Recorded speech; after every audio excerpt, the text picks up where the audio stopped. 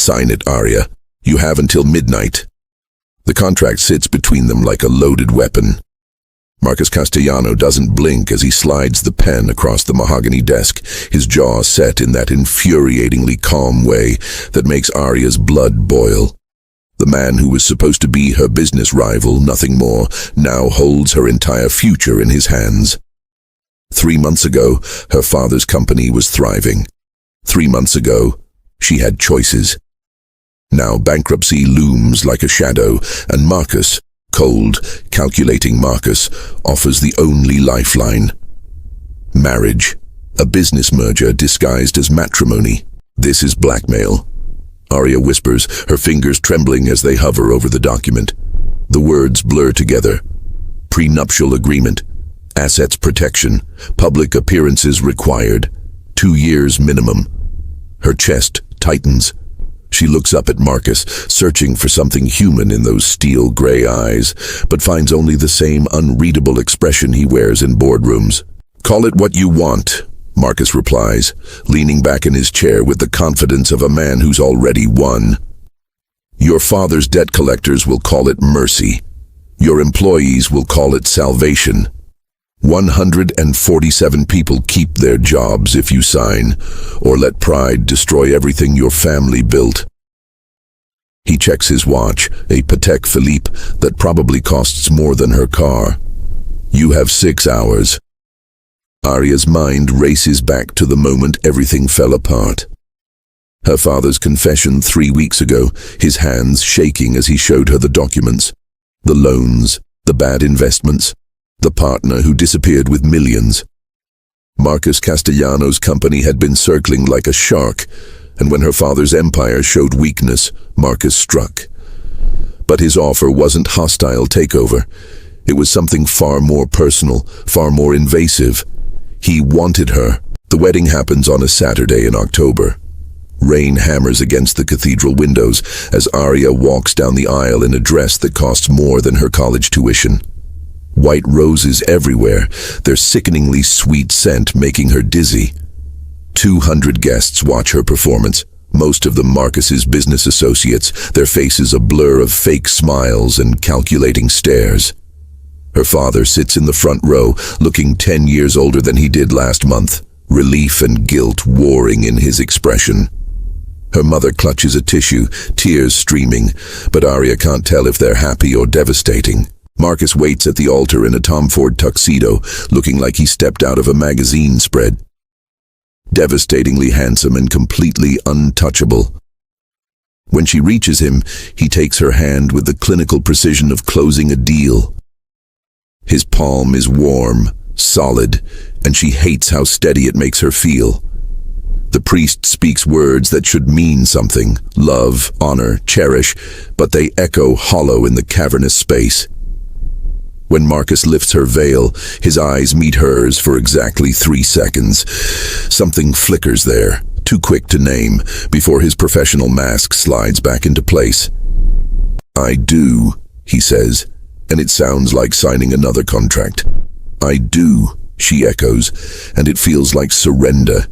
The kiss is brief, corporate, appropriate for the cameras. But Arya feels it in her toes anyway, and she despises herself for it.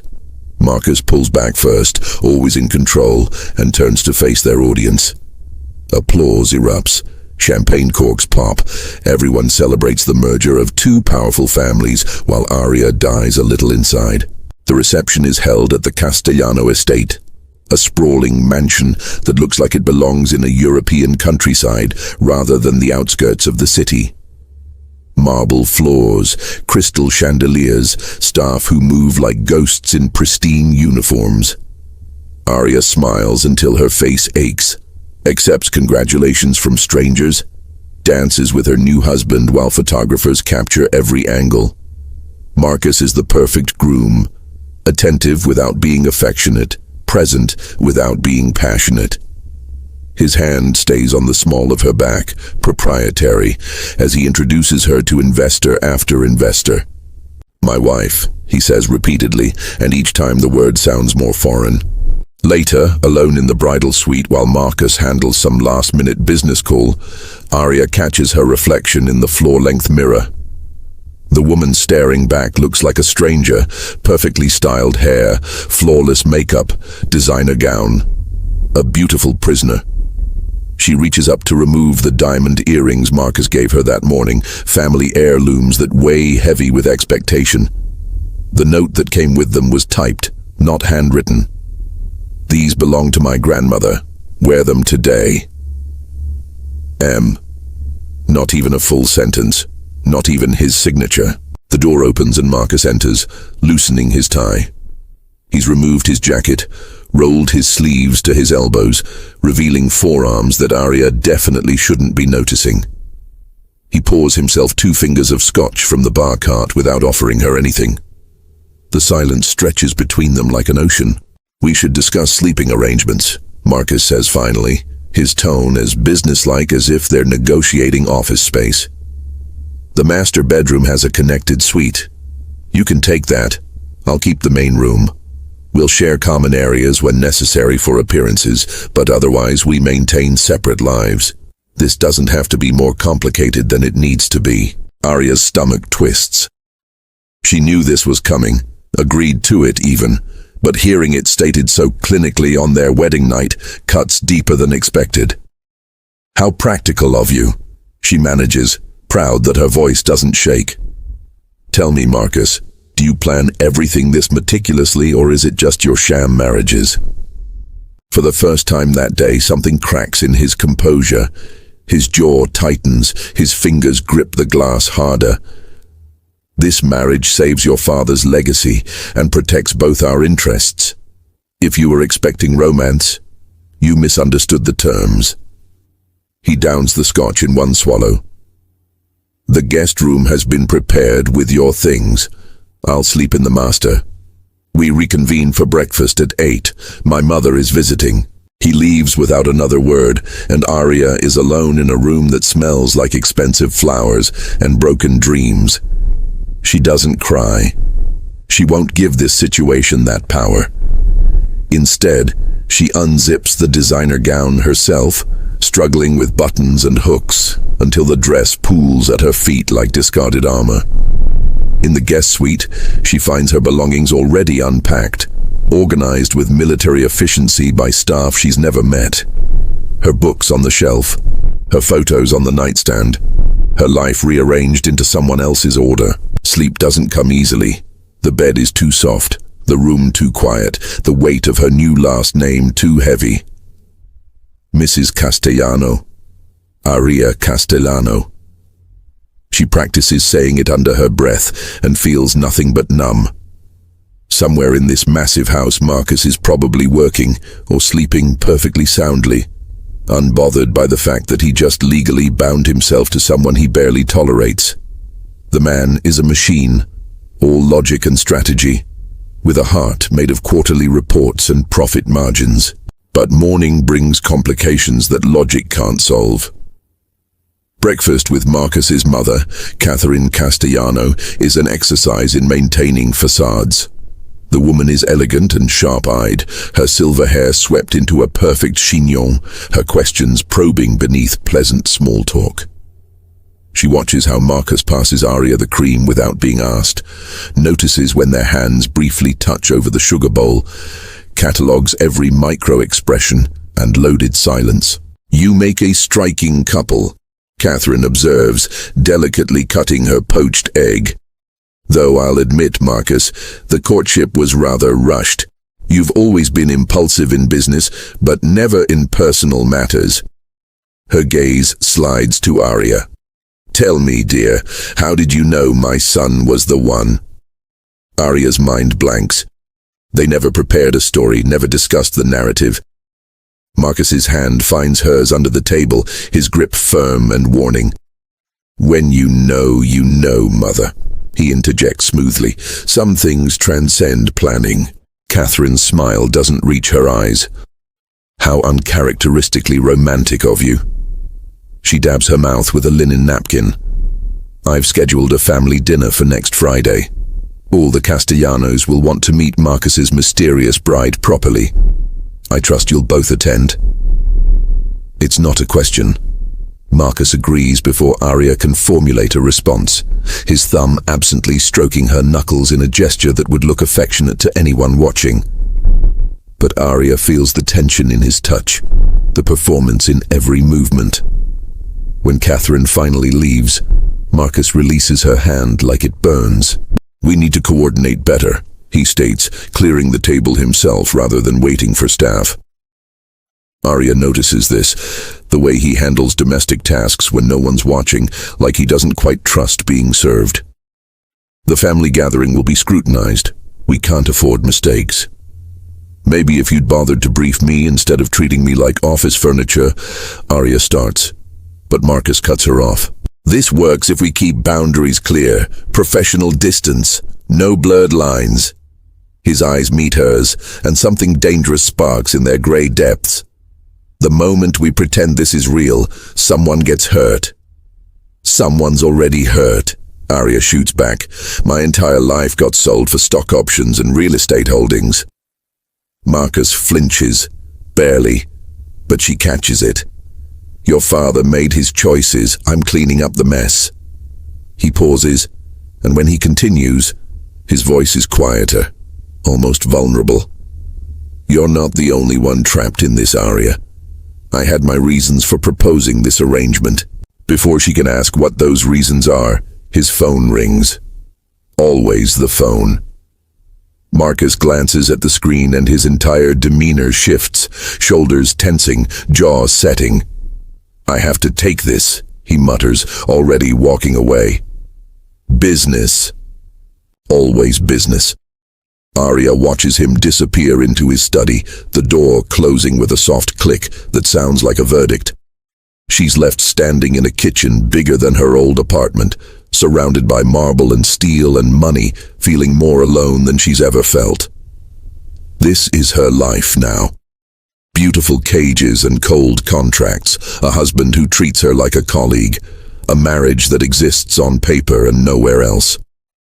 But as the days blur into weeks, cracks start forming in Marcus's carefully maintained walls. Small things at first. The way he always makes sure her favorite coffee is stocked, even though they never discussed her preferences.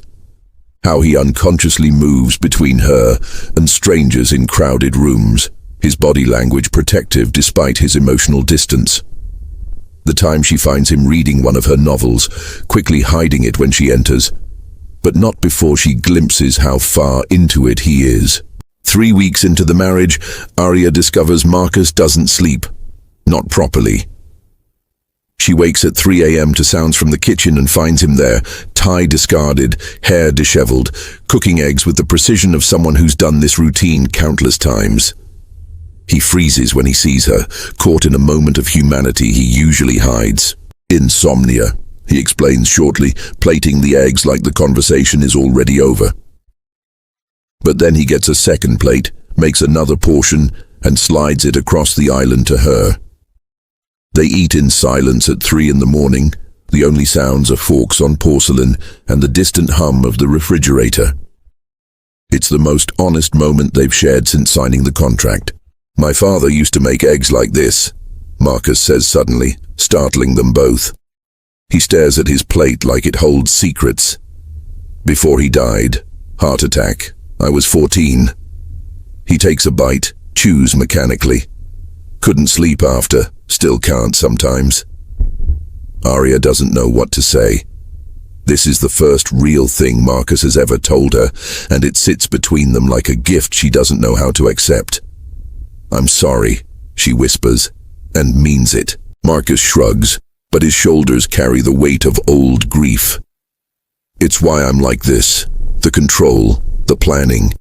If everything is managed, nothing can fall apart." He looks at her then, really looks at her, and his eyes are storm-colored and raw. "And then you happened. I didn't happen. You made a business decision. You think that's all it was?" The question hangs in the air, loaded with implications that terrify Arya more than any contract clause.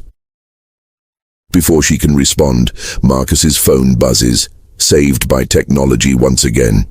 He glances at it, and whatever he sees makes him stand abruptly, the moment shattered. I have a call with Tokyo, early morning there. He's already moving away, rebuilding his walls brick by brick. But Arya catches his wrist as he passes, surprising herself as much as him. Marcus. She doesn't know what she wants to say, just knows she can't let him disappear again. Their eyes lock, and the air between them charges with something unnamed.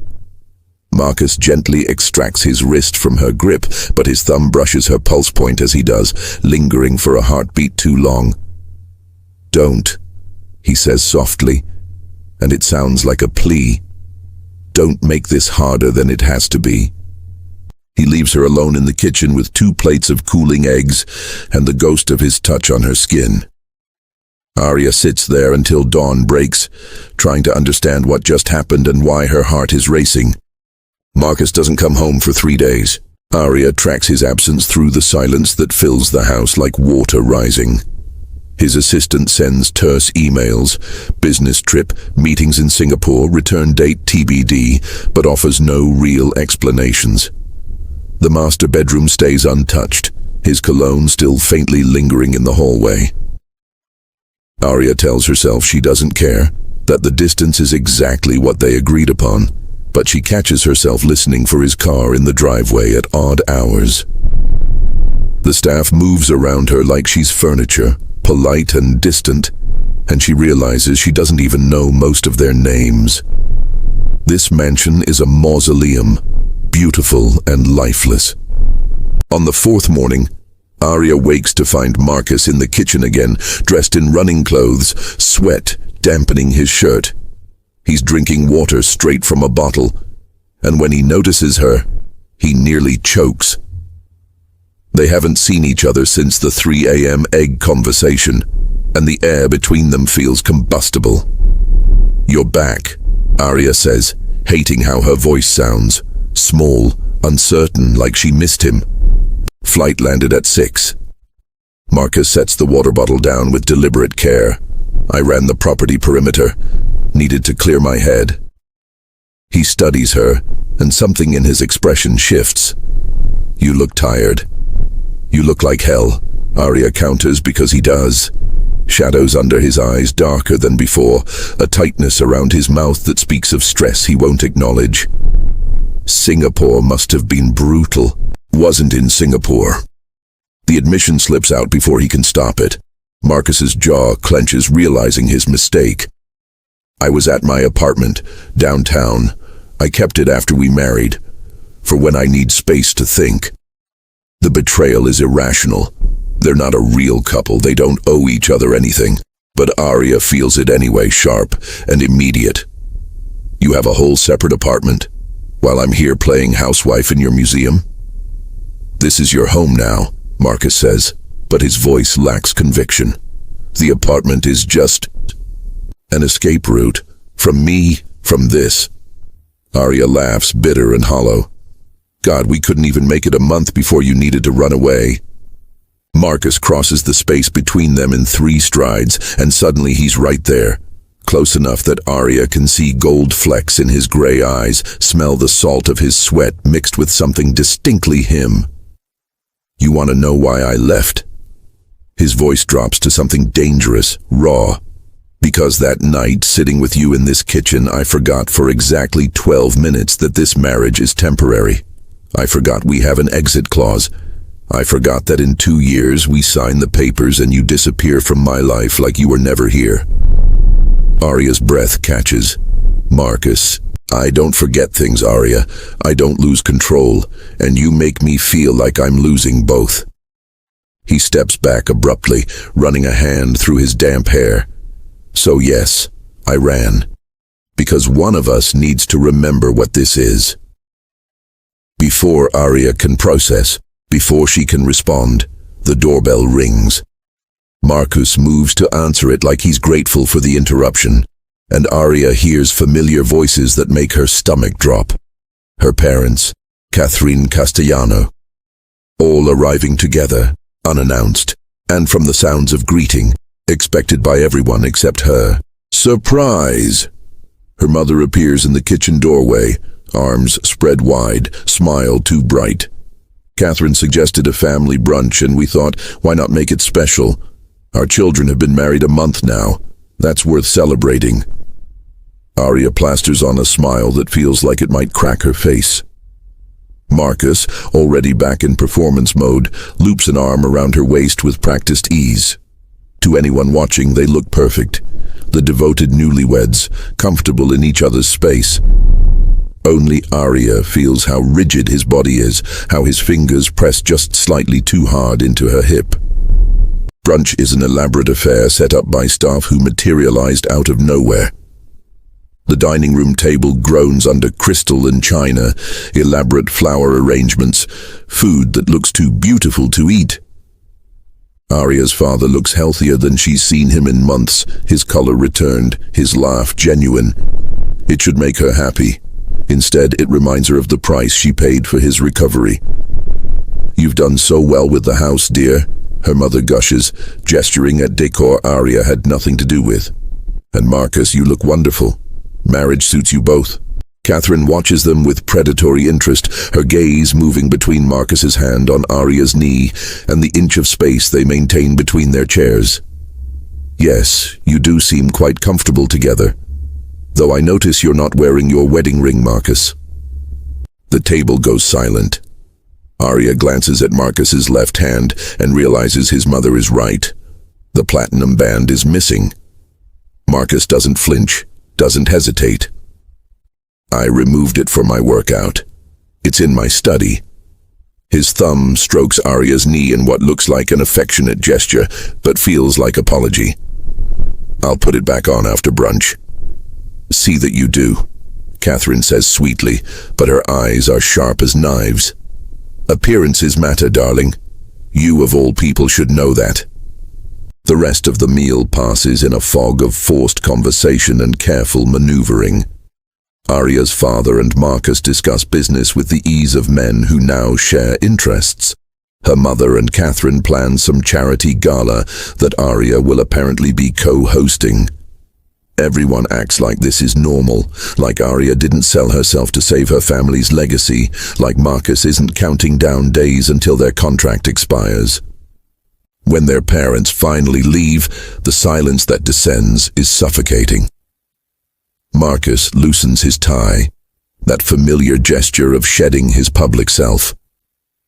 "That went well," he offers, and it sounds like he's trying to convince himself. "You forgot your ring." Arya doesn't know why she says it, why it matters. Marcus pulls the band from his pocket. It was never in his study, and slides it back on his finger. The metal catches the light, winking like a lie. "I don't like wearing jewelry when I run, makes my hands feel weighted." He meets her eyes. "It wasn't personal." "Everything about this is personal, Marcus. That's the problem." Arya stands, suddenly desperate to be anywhere else. "I'm going out, shopping or a museum or literally anywhere that isn't this house." "Take Raymond," Marcus says immediately, "my driver, and Henry for security." "I don't need a babysitter. You're a Castellano now." His voice goes cold, businesslike, the warmth from earlier completely vanished. "That makes you a target. You don't go anywhere without security, non-negotiable." They stare at each other, and Arya sees it clearly. The invisible bars of her beautiful cage. Money and mansions and staff, but no freedom, no privacy, no life that's actually hers. "Fine," she concedes, "because fighting about this seems exhausting. But I choose where we go and security stays in the car." Marcus looks like he wants to argue but apparently decides to pick his battles. Henry stays within sight. That's my compromise. Arya ends up at a small art gallery in the city's warehouse district, the kind of place she used to frequent before her life became a negotiation. The space smells like paint and coffee, filled with works from local artists who create because they have to, not because anyone asked. Henry maintains his distance, lurking near the entrance, while Arya loses herself in abstract canvases and sculptures made from salvaged metal. "You have good taste." Arya turns to find a man about her age, paint-stained hands, genuine smile. He's attractive in an effortless way, messy dark hair, kind eyes, the look of someone who actually enjoys his life. "Thank you. Are these yours?" "Some of them." He gestures to a series of paintings that look like controlled chaos, colors bleeding into each other with surprising harmony. "I'm Daniel. I run the gallery." "Arya." She doesn't offer her last name, savoring the anonymity. Here, she's not Mrs. Castellano, not a business transaction, just someone who appreciates art. They talk for an hour. Daniel tells her about the local art scene, the struggles of keeping a small gallery alive in a city that worships corporate success. Arya finds herself laughing at his stories, relaxing in a way she hasn't since before the wedding. It feels normal. It feels like being human again. "You should come to our opening next week," Daniel says, scribbling information on a card. "We're featuring a photographer who does incredible work with light and shadow. Very dramatic. I think you'd like it." Arya takes the card, and for a moment, she considers saying yes. Considers having something that's just hers, separate from Marcus and contracts and performing for families. But then she catches Henry's reflection in the gallery window, sees the subtle way he's watching, and remembers she's not free to just live anymore. "I'll try," she says, knowing she probably won't. The drive home is silent. Henry doesn't comment on the gallery or Daniel or how long they stayed, but Arya knows he'll report everything to Marcus. That's his job, keeping her safe, which apparently includes monitoring who she talks to. The mansion appears through the trees, all stone and glass and money, and Arya feels the weight of it settling back on her shoulders. Marcus is in his study when she returns, door open, focused on spreadsheets that glow blue-white on multiple monitors. He doesn't look up immediately, but she knows he senses her presence. "Did you enjoy your outing?" he asks, still typing. "It was fine." Arya hovers in the doorway, uncertain. "There's an art gallery opening next Friday. The photographer seems talented. I thought I might go." Now Marcus looks at her, his full attention suddenly and completely focused. "Next Friday is the Castellano family dinner. My mother reminded me this morning. Apparently she told us weeks ago." He leans back in his chair, studying her. "Was this gallery owner male?" The gallery owner was... Wait, why does that matter? "Henry mentioned you spoke with a Daniel for approximately 57 minutes. Marcus's voice stays level, but something dangerous glints in his eyes. "He gave you his card." Arya's temper flares. "Are you seriously having me followed, timed, monitored like some kind of prisoner?" "I'm keeping you safe." Marcus stands, moving around his desk. "Do you understand what it means to be married to me? The business enemies, the people who would love nothing more than to find leverage against Castellano Industries? You're not just Arya anymore. You're a target. I'm a person." The words explode out of her. "With thoughts and feelings and a life that existed before you bought it. I can't breathe in this house, Marcus. I can't think. Every move I make is watched and reported and analyzed. That gallery was the first place I felt like myself in a month, and now you're making it about security protocols and strategic vulnerabilities." Marcus goes very still. "Is that what you want? To feel like yourself? To pretend you're not married, not bound by the same contract you signed willingly? I want to feel like something more than an asset you acquired." Arya's voice cracks. "I'm not stock options, Marcus. I'm not a merger. I'm a human being who gave up everything to save my father, and the least you could do is treat me like I matter." The silence that follows is deafening. Marcus stares at her, something raw and unguarded flashing across his features before he locks it down. When he speaks, his voice is quiet, dangerous. "You think you don't matter? You think I installed state-of-the-art security because you're just an asset? I have 12 people whose sole job is ensuring nothing happens to you. I redirected a business trip because the neighborhood you wanted to visit had elevated crime statistics. I can't focus in meetings because I'm wondering if you're okay, if you're happy, if you hate me as much as you should. Aria's breath catches. Marcus, go to your gallery opening, he says abruptly, turning back to his monitors. Take Henry and Raymond. Stay as long as you want. Talk to whoever you want. Just...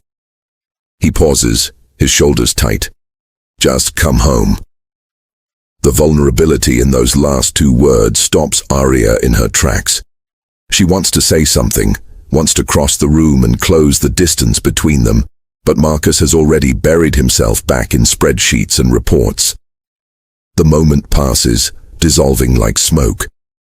That night, Aria lies awake in her guest suite, replaying the conversation. Marcus's admission loops in her mind. Can't focus. Wondering if you're happy, just come home. These aren't the words of a man treating her like a business transaction. There's something else, something neither of them signed up for. Around 2 a.m. she hears it, the familiar sounds of Marcus in the kitchen. Aria debates staying in bed, maintaining boundaries, but finds herself padding downstairs anyway. He's at the stove again, scrambling eggs, and when he sees her, he doesn't hide, doesn't run, just gets a second plate.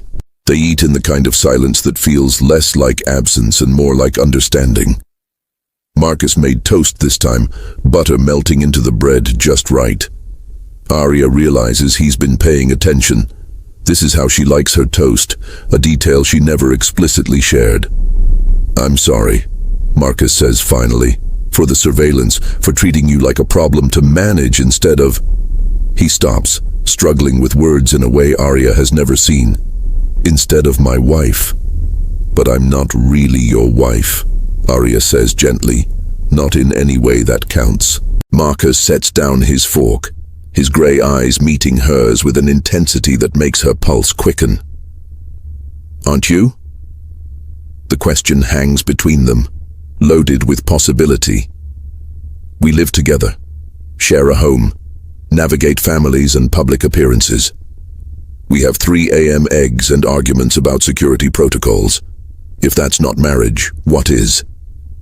It's a contract with an expiration date. What if I don't want it to expire? The world tilts.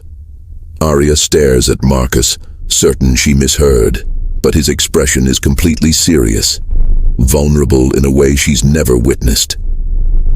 What are you saying? Marcus runs a hand through his hair, frustrated with himself. I'm saying I don't know anymore. I'm saying this was supposed to be simple. 2 years, mutually beneficial arrangement, clean exit. But you reorganized my entire library by author instead of subject, and I found it irritating for exactly 3 days before realizing your system makes more sense. You leave notes in the books you read, little thoughts in the margins, and I read them all. You sing in the shower, badly, and it's the best part of my morning. He stops, looking helpless. You're everywhere, Aria. In this house, in my head, in places I didn't know existed. Aria can't breathe, can't think. The man who operates entirely on logic and control is falling apart in front of her, and she doesn't know what to do with it. Marcus, this is just proximity. We're living together, of course you're going to notice things. It's not proximity. He stands abruptly, moving to the window overlooking the grounds. His reflection in the glass looks haunted. I noticed you before we married. At that charity gala 2 years ago, your father introduced us. You wore a green dress and spent the entire evening arguing with a senator about education policy instead of networking. I watched you from across the room and thought, there's someone who gives a damn about things that matter. Someone real in a world of calculated smiles and empty promises. I don't remember meeting you that night. I know. Marcus's laugh is self-deprecating. I was forgettable then. Just another businessman in a tuxedo. But I remembered you. And when your father's company started failing, when I saw the opportunity to propose this arrangement, I told myself it was pure strategy. But part of me... He turns to face her and his eyes are storm dark. Part of me just wanted a reason to be near you. Aria's world is rewriting itself. The cold, calculating Marcus, who forced her into marriage, is crumbling, revealing someone infinitely more complicated underneath. Someone who noticed her years ago, someone who reorganized his entire life to have her in it. Why didn't you tell me? Because you already thought I was the villain. Because this marriage started as coercion, no matter how I tried to frame it. Because... His voice drops to barely a whisper. Because you deserved better than a man who blackmails you into a contract and then falls for you anyway. The confession hangs in the air between them, changing everything. Aria stands slowly, her legs unsteady, crossing the kitchen until she's close enough to see the vulnerability in Marcus's eyes, the fear lurking beneath his usual control. You're saying you have feelings for me? Real feelings? I'm saying I'm in love with you. Marcus says it like an admission of guilt, like a secret he never meant to tell. I've been in love with you since you reorganized my library, maybe before, and I know that's not what you signed up for, that it complicates everything, but I'm tired of pretending. Tired of running to apartments downtown because being near you and not being able to touch you is its own special torture. Aria's heart hammers against her ribs. Every carefully constructed wall she built around her feelings for Marcus, and yes, there are feelings, she can admit that now, starts to crack. The 3 a.m. eggs, the protected coffee preferences, the security detail that's really just elaborate care disguised as control. He's been showing her all along, and she was too busy resenting the contract to see it. Say something, Marcus pleads, and he looks so uncertain, so unlike himself, that it breaks something in Aria's chest. She kisses him. It's not planned, not calculated, just pure instinct driving her forward until her lips meet his. Marcus freezes for half a heartbeat before responding, his hands coming up to frame her face with a tenderness that makes her knees weak. The kiss is nothing like their wedding peck. It's desperate and honest, months of tension and unspoken feelings pouring out in the space between breaths. When they finally break apart, both breathing hard, Marcus rests his forehead against hers. That's either the best or worst decision you've ever made, he murmurs, his thumb tracing her cheekbone. Probably both, Aria admits, her hands fisted in his shirt. This complicates everything. Everything was already complicated. Marcus pulls back just enough to meet her eyes. But I need you to know, if this is just comfort or confusion or anything less than real, tell me now. I can't... His voice catches. I can't do this halfway, Aria. Not with you. Aria thinks about the past month. The way Marcus fills a room just by entering it. How his rare smiles make her feel like she's won something valuable. The security detail she resented that's really just him being terrified of losing her. The 3 a.m. eggs that are less about insomnia and more about wanting her company. She thinks about Daniel at the gallery and how nice he was, how normal, and how she felt absolutely nothing beyond friendly appreciation. And then she thinks about Marcus, infuriating and brilliant and secretly vulnerable, and feels everything. It's real, she whispers. I don't know when it happened, and I definitely didn't plan it, but somewhere between the contract signing and the burned eggs and your mother's interrogations, this became real for me too. Marcus's smile is devastating, genuine and unguarded and entirely for her. He kisses her again, slower this time, like they have all the time in the world. When he lifts her onto the kitchen counter, Aria gasps against his mouth, and his answering laugh is warm and relieved. They're making out in the kitchen at 2 a.m. like teenagers, and it's ridiculous and perfect, and nothing like Aria imagined her marriage could be. We should talk about this, Marcus says between kisses, but makes no move to stop. Set boundaries, discuss expectations. Very romantic, Aria teases, wrapping her legs around his waist. What happened to the man who just confessed his love in my kitchen? He's terrified of screwing this up. Marcus's hands settle on her hips, his touch possessive but careful. You matter too much, Arya. If I do this wrong, if I move too fast or assume too much. Arya silences him with another kiss, pouring every feeling she's been suppressing into it. When she pulls back, she cups his face in her hands, making him look at her. Here's my expectation. Stop treating me like I'm going to break. Stop running when things get intense.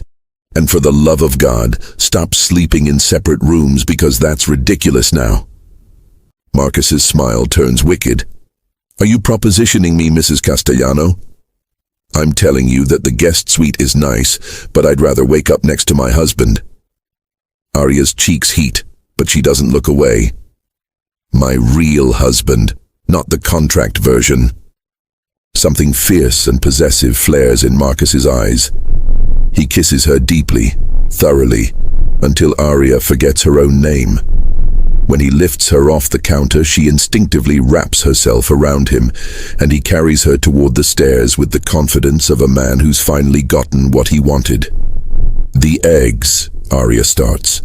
Can wait, Marcus finishes and kicks his bedroom door open. Morning light filters through silk curtains, painting patterns across tangled sheets. Arya wakes slowly, awareness returning in pieces. Unfamiliar ceiling, expensive linens, the solid warmth of another body pressed against her back. Marcus's arm is draped over her waist, heavy and possessive even in sleep, his breath steady against her neck. For a moment she lies perfectly still, afraid that moving will shatter whatever spell transformed last night from contract to reality. Marcus stirs, his arm tightening instinctively before he fully wakes. Arya feels the exact second consciousness returns. His body goes rigid, uncertainty flooding in. Arya, he says, her name rough with sleep. Are you... did we... Yes to all of the above, Arya murmurs, turning in his arms to face him. Marcus in the morning is a revelation, hair disheveled, stubble shadowing his jaw, eyes still soft with sleep, vulnerable in a way his three-piece suits never allow. No regrets, before you ask. Relief transforms his features. I was terrified I'd wake up and you'd have bolted back to the guest room. His hand comes up to trace her jawline, the gesture achingly tender. That you'd realize this was a mistake. The only mistake was waiting this long. Arya kisses him, morning breath and all, and feels his smile against her lips. Though we should probably discuss what this means. For us. For the contract. Marcus groans, burying his face in her neck. You want to talk contracts now? When you're in my bed wearing... He pulls back, registering what she's wearing. Is that my shirt? You literally ripped mine off last night, Arya reminds him, fighting a blush at the memory. It was this, or the bedsheet toga. I vote bedsheet toga. Marcus's grin is pure sin as he reaches for the hem of his shirt, but Arya bats his hands away. Contracts first, sex later. You're killing me. But Marcus sits up, running a hand through his already chaotic hair. The sheet pools at his waist, and Arya firmly directs her gaze to his face instead of the expanse of bare chest on display. Okay. The contract. 2-year arrangement, after which we can mutually dissolve the marriage with no penalties. Your father's company gets absorbed into Castellano Industries, debts cleared. You get financial security and protection. I get... He stops, his expression shifting to something vulnerable. I was supposed to get a stable public image and beneficial merger. Instead, I got you, so we modify it. Arya pulls the sheet up, suddenly self-conscious. Make this real. Eliminate the exit clause. Try actually being married instead of performing marriage. Marcus goes very still. You want that? To stay, even though you have an out? Do you want me to stay? Arya. His voice breaks on her name. I want you to stay so badly it terrifies me. But I need to know this isn't just good sex talking, or temporary insanity, or you feeling obligated because... Arya kisses him to shut him up, pouring certainty into it. When she pulls back, she makes sure he's looking at her. I'm choosing this. Not because of the contract, not because of my father, not because you have great abs, though that's a bonus. I'm choosing you, Marcus Castellano, with your control issues and 3 a.m. eggs, and the way you pretend to be made of stone when you're actually the most feeling person I know. Marcus's eyes go suspiciously bright. He kisses her forehead, her cheeks, her mouth, like he's memorizing the taste of her. We'll burn the contract, he says against her lips. Have our lawyers draw up something real. Vows that actually mean something. Or, Arya counters, walking her fingers up his chest, we could honor the contract by making it irrelevant. Stay married past the 2 years. Choose each other every day. Make them wonder why we never filed the dissolution papers. Marcus's laugh is warm and unguarded. You want to technically stay in contract while completely violating its spirit? That's deliciously devious. I learned from the best. Arya squeals as Marcus flips their positions, pinning her beneath him with a predatory grin. What happened to discussing expectations? My expectation is that you stop thinking for the next hour. Marcus punctuates this by kissing down her throat, and Arya's ability to form coherent thoughts evaporates. Everything else can wait. It can wait, and it does. They miss breakfast, miss lunch, emerge from the bedroom in the late afternoon with rumpled clothes and matching grins, only to find Marcus's assistant Rebecca in the foyer, tablet in hand, expression carefully neutral. Mr. Castellano, Mrs. Castellano. Rebecca's voice is professional, but her eyes glint with amusement. I've been texting for 3 hours. You have the quarterly board meeting in 45 minutes, and Mrs. Castellano has a dress fitting for the charity gala at 4. Marcus and Arya exchange glances. Cancel the fitting, Marcus says immediately. Arya's not. I'll make the fitting, Arya interrupts, squeezing his hand. You go to your meeting. We don't have to be joined at the hip just because we're actually married now. Rebecca's eyebrows rise fractionally at actually married now, but she says nothing. Marcus looks torn, like leaving Arya for a few hours physically pains him. The fitting is at Madame Rousseau's. Take Henry and Raymond. Text me when you arrive and when you leave, and when you're done, I'm taking you to dinner. Somewhere nice. A real date. We're married. We don't need to date. We're married, and we've never been on a date. That's backwards even for us. Marcus kisses her, heedless of Rebecca's presence, thorough and possessive. Humor me. Let me do this right. The fitting is at an exclusive boutique that probably doesn't list prices because if you have to ask, you can't afford it. Madame Rousseau herself, a severe woman with impeccable posture, greets Arya with the kind of attention reserved for royalty or very wealthy clients, which, Arya supposes, she now is. Mrs. Castellano, I have several options prepared for the gala. Madame Rousseau leads her to a private room where dresses hang like artwork. Your husband was very specific about the style. He wanted something that would, and I quote, make everyone forget their own names when they see her. Arya's cheeks heat. He said that. He's been quite attentive to details regarding you. The seamstress pulls out a stunning midnight blue gown, all flowing silk and strategic cutouts. This arrived with specific instructions about your favorite color, though I notice you've never worn it to any public events. How did he... But Arya knows. Marcus notices everything, catalogs details she doesn't realize she's sharing. Her favorite color is midnight blue because it reminds her of the sky right before stars appear. She mentioned it once, months ago in passing. And Marcus remembered. The dress fits like it was made for her. Because it was. Madame Rousseau makes minute adjustments, pinning and tucking, while Arya stares at her reflection. The woman in the mirror looks sophisticated, elegant, like she belongs in Marcus's world. But her eyes are bright with something new. Happiness, maybe. The kind that comes from being chosen, truly chosen, not purchased. "You're glowing," Madame Rousseau observes, stepping back to admire her work. "Marriage must agree with you." "It's starting to," Arya admits and can't stop smiling. The boutique door chimes as another customer enters. Arya hears female laughter, bright and artificial, and then a voice that makes her stomach drop. "Is that Arya Monroe? Oh, excuse me, Arya Castellano now, isn't it?" Vivian Hart glides into view, all blonde ambition and designer labels. They went to college together, ran in the same circles, before Vivian decided Arya was competition to be eliminated rather than a friend.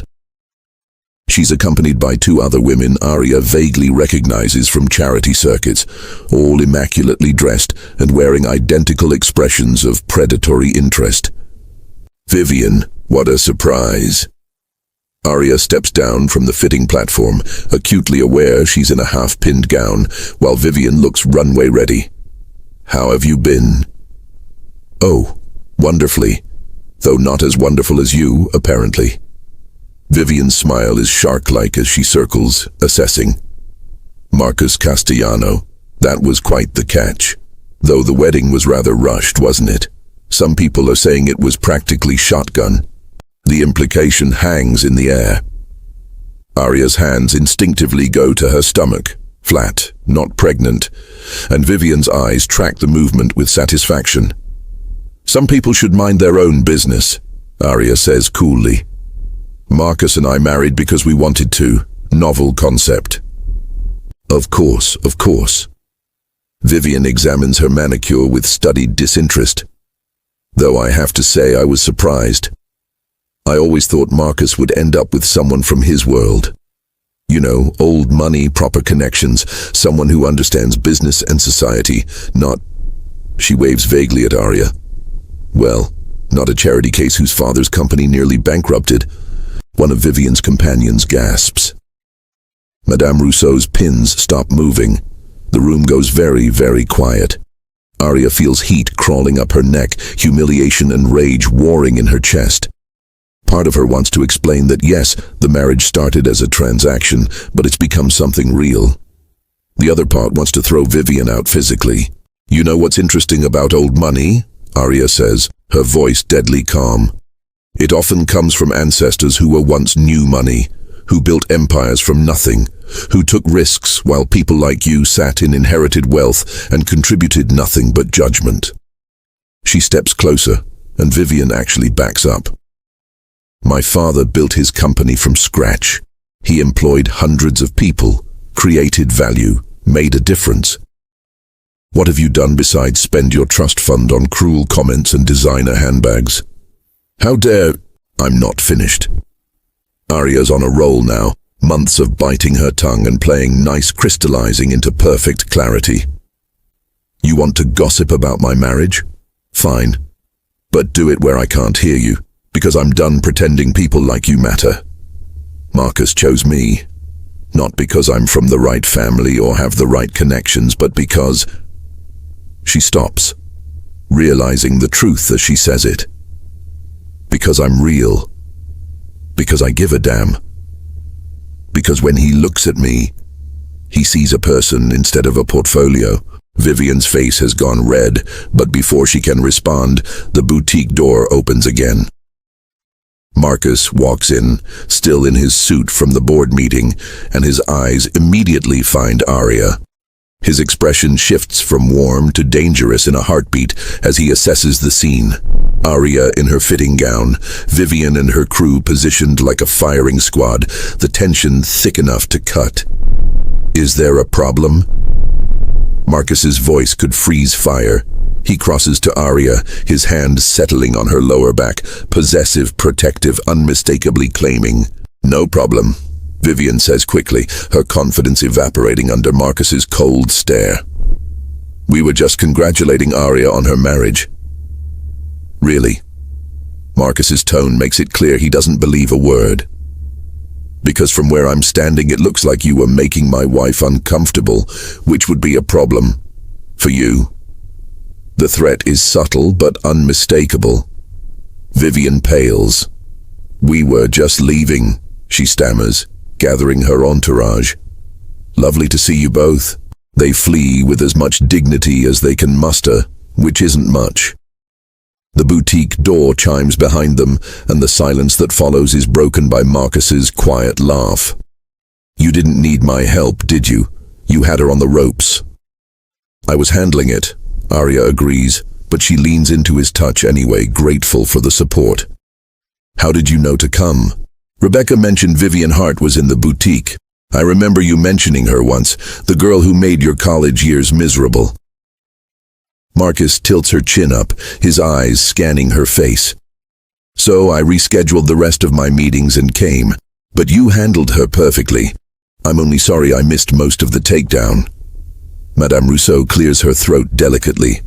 Perhaps we should finish the fitting, unless you'd prefer privacy. 5 minutes, Marcus tells her, then waits until she disappears into the back room. He turns to Arya, cupping her face in his hands. Are you okay? What she said about your father was cruel and untrue and doesn't matter.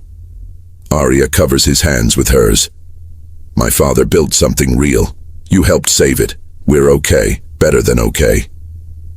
Marcus kisses her, soft and reassuring, and when he pulls back, his smile is proud. You called me your husband, not the contract version, just my husband. That's what you are. Arya laughs at his delighted expression. Did you really leave a board meeting because you thought I might need backup? I'd leave anything for you. He says it like it's simple fact. Board meetings, negotiations, conversations with heads of state. You call, I come. That's how this works now. The certainty in his voice makes Arya's chest tight. 3 months ago, this man was her father's business rival. 6 weeks ago, he was forcing her into a contract. Now he's rearranging his entire life around her, and it feels less like losing freedom and more like gaining something infinitely more valuable. Dinner, she reminds him. You promised me a real date. I did. Marcus steps back reluctantly, eyeing the midnight blue gown. Though if you wear that dress, we're never making it through appetizers. I'll spend the entire meal thinking about getting you out of it. Then I'll definitely wear it. Arya grins at his pained expression. Now go. Let me finish this fitting so we can go somewhere expensive where you can impress me. Marcus steals one more kiss before leaving, and Arya watches him go with a ridiculous smile on her face. Madame Rousseau returns, eyebrows raised. That man is deeply in love with you, she observes, resuming her pinning. I know, Arya says, and the knowledge fills her with wonder. I think I might be in love with him too. The gala is 2 weeks away, but dinner is tonight. Marcus takes her to an exclusive rooftop restaurant where they have to reserve months in advance, but somehow he got a table with 2 hours' notice. The city sprawls beneath them, lights glittering like terrestrial stars, and Arya feels like she's in a movie. The kind where the girl gets the guy and lives happily ever after. Tell me something I don't know about you, Marcus says over wine that probably costs more than her first car. Something real. Arya considers. I wanted to be a writer. Before college, before the practical degrees and family expectations, I filled notebooks with stories that I've never shown anyone. She traces the rim of her glass. Probably terrible stories, but they were mine. Show me. Marcus's request is immediate, earnest. I want to read them. I want to know the Arya who existed before I complicated your life. They're probably in a box somewhere in storage. I haven't looked at them in years. Then we'll find them. Marcus reaches across the table, lacing his fingers through hers. And for the record, I didn't complicate your life.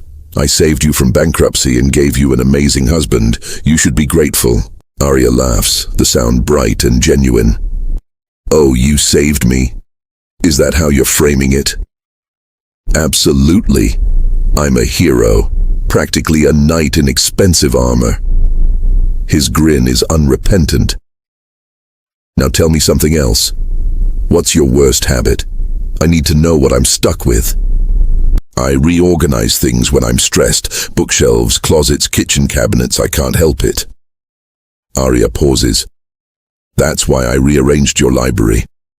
I was having a panic attack about the marriage and organizing calmed me down. I thought you'd be furious when you noticed. Marcus's expression softens. I thought it was you making the space yours, putting your mark on my house, our house. It made me happy. He squeezes her hand. Though I should warn you, I leave socks everywhere. Drives the house staff crazy. It'll probably drive you crazy too. I can live with socks.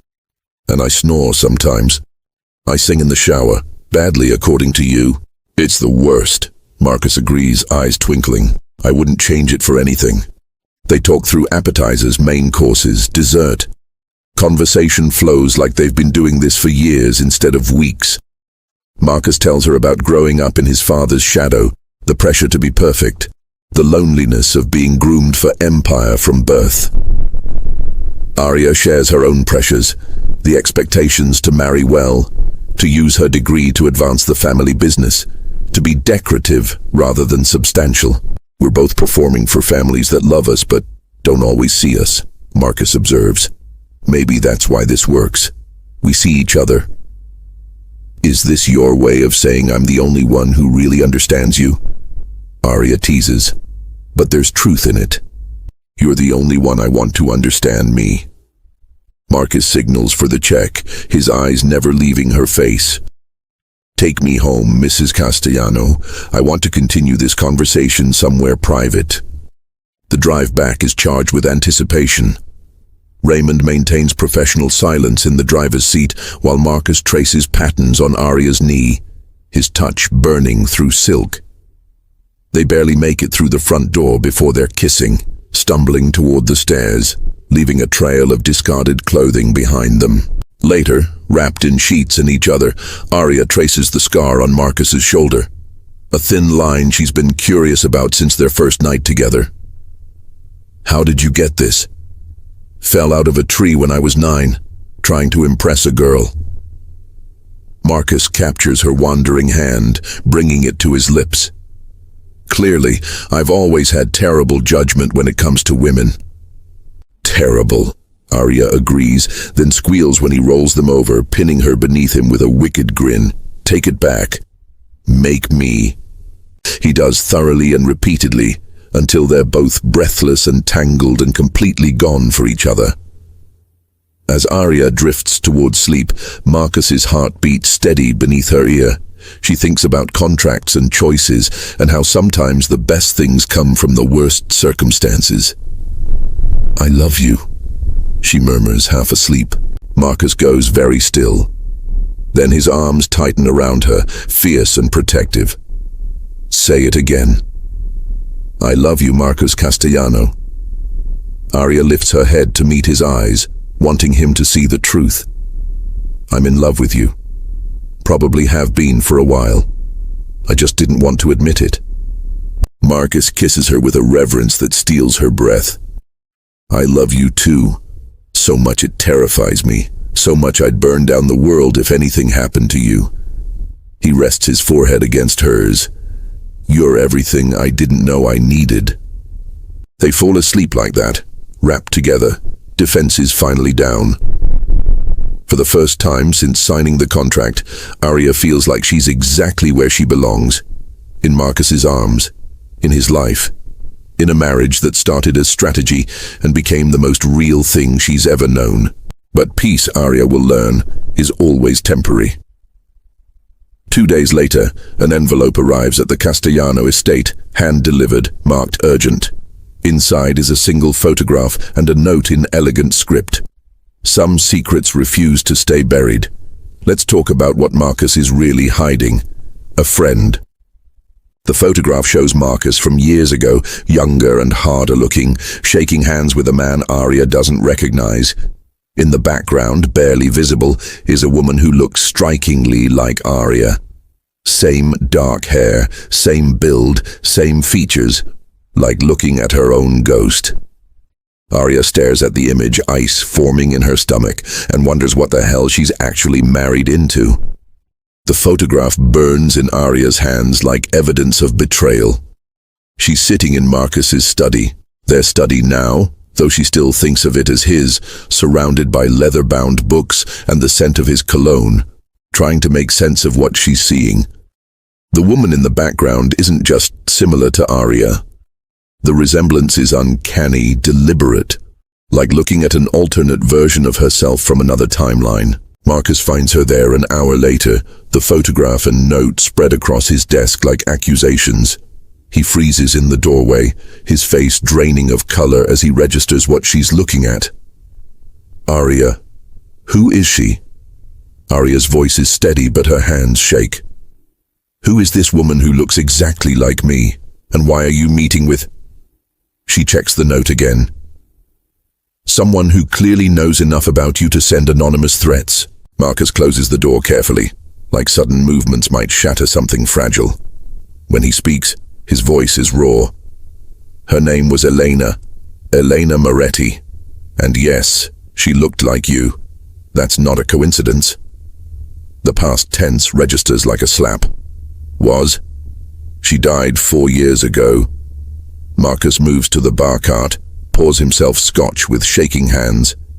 He doesn't drink it, just holds the glass like a lifeline. Car accident, officially. But there were questions. Investigations that went nowhere, and His voice breaks. I was supposed to marry her. The world tilts. Arya grips the edge of the desk, trying to process. You were engaged to a woman who looked like me, and you never thought to mention this when you proposed our arrangement. I didn't propose our arrangement because Elena looked like you. Marcus finally turns to face her, and his eyes are devastated. I proposed it despite the fact that you look like her, because by the time I realized how much you resembled her, I was already... He stops, struggling. I was already noticing you. The way you argued with that senator, the fire in you, things Elena never had. Arya's mind races, connecting dots she doesn't want to connect. The gala, 2 years ago, you said you noticed me then. Was that before or after Elena died? After. 6 months after. Marcus sets the untouched scotch down. I was barely functional, drowning in guilt and questions nobody would answer. And then I saw you across that ballroom, so alive and passionate and real, and for the first time in months, I felt something other than numb. So what am I? Arya's voice rises despite her efforts to stay calm. A replacement? A do-over? A chance to save the girl who looks like the one you lost? No. Marcus crosses to her in 3 strides, gripping her shoulders. You're not a replacement. You're nothing like Elena. She was quiet, compliant, everything my family wanted for me. She fit perfectly into the role of Castellano wife. But she was miserable, Arya, and I was too blind to see it until it was too late. Arya pulls away from his touch, needing space to think. What aren't you telling me? The note says secrets. Plural. What else is there? Marcus's jaw clenches. He looks like he's fighting an internal war, weighing what to reveal against what to protect her from. The man in the photograph is Victor Reeves. He is my business partner. Or he was, until Elena died. Victor and I were building an investment firm together. High-stakes deals, international clients, the kind of money that attracts dangerous attention. I'm listening. 3 weeks before Elena died, she came to me. Said she'd found something in Victor's files. Financial irregularities. Money moving through shell companies to offshore accounts. She wanted me to investigate, but Marcus's voice fills with self-loathing. I told her she was mistaken, that Victor wouldn't betray me. I chose my business partner over the woman I was supposed to marry. Arya's anger shifts, making room for something more complicated. And then she died. Her car went off a bridge on a clear day. No skid marks, no mechanical failure. The police ruled it an accident, but Eleanor was a careful driver. She wouldn't have just lost control. Marcus meets Aria's eyes, and the guilt there is ancient, bone deep. I think Victor killed her, or had her killed, because she knew too much and I didn't believe her. The room falls silent except for the ticking of an antique clock. Aria processes this, her mind working through implications. Did you investigate? After she died, I tried. Quietly, but Victor covered his tracks well. I found enough to know Elena was right. Money was disappearing, being laundered through legitimate businesses. But not enough to prove murder. Not enough to bring him down without destroying my own reputation in the process. Marcus's hands curl into fists. So I did the only thing I could. I dissolved our partnership, forced him out with legal clauses and buyout agreements. Cost me millions, but it got him away from me. But he's still out there. Yes, and apparently he's been watching. Marcus picks up the note, his expression darkening. This is Victor's style. Elegant threats. Psychological warfare. He knows about you, about us, and he's trying to destabilize me. Aria's fear crystallizes into something sharper, anger. When were you planning to tell me I'd married into a murder mystery, before or after the mysterious death threats? I thought I'd protected us. Victor's been quiet for years. I assumed he'd moved on, found other targets. Marcus looks helpless, a state Aria's never seen him in. I never imagined he'd come after you. I'm not some damsel who needs protecting, Marcus. I'm your wife, your partner. These are things you tell me. Aria's voice shakes with fury and fear. What if Elena looked like me because Victor has a type? What if I'm not just collateral damage but an actual target? The color drains from Marcus's face as he processes this possibility. No, I won't let... You can't control this. Aria's composure finally cracks. You can't protect me from something I don't even understand. For weeks, you've been treating me like I'm made of glass, installing security and monitoring my movements, and I thought it was just your control issues. But it's because you know someone dangerous is circling, and you didn't trust me enough to tell me. I was trying to keep you safe. By keeping me ignorant. How is that safe, Marcus? Aria grabs the photograph, shoving it toward him. I have a right to know when someone who might have killed your fiancé is sending me threatening photos. Marcus flinches like she struck him. You're right. You're completely right, and I'm sorry. I should have told you everything from the beginning, but He stops, his voice dropping to barely a whisper. I was terrified. Of losing you the way I lost Elena. Of my past destroying our future. Of you looking at me the way you're looking at me right now. Aria's anger falters.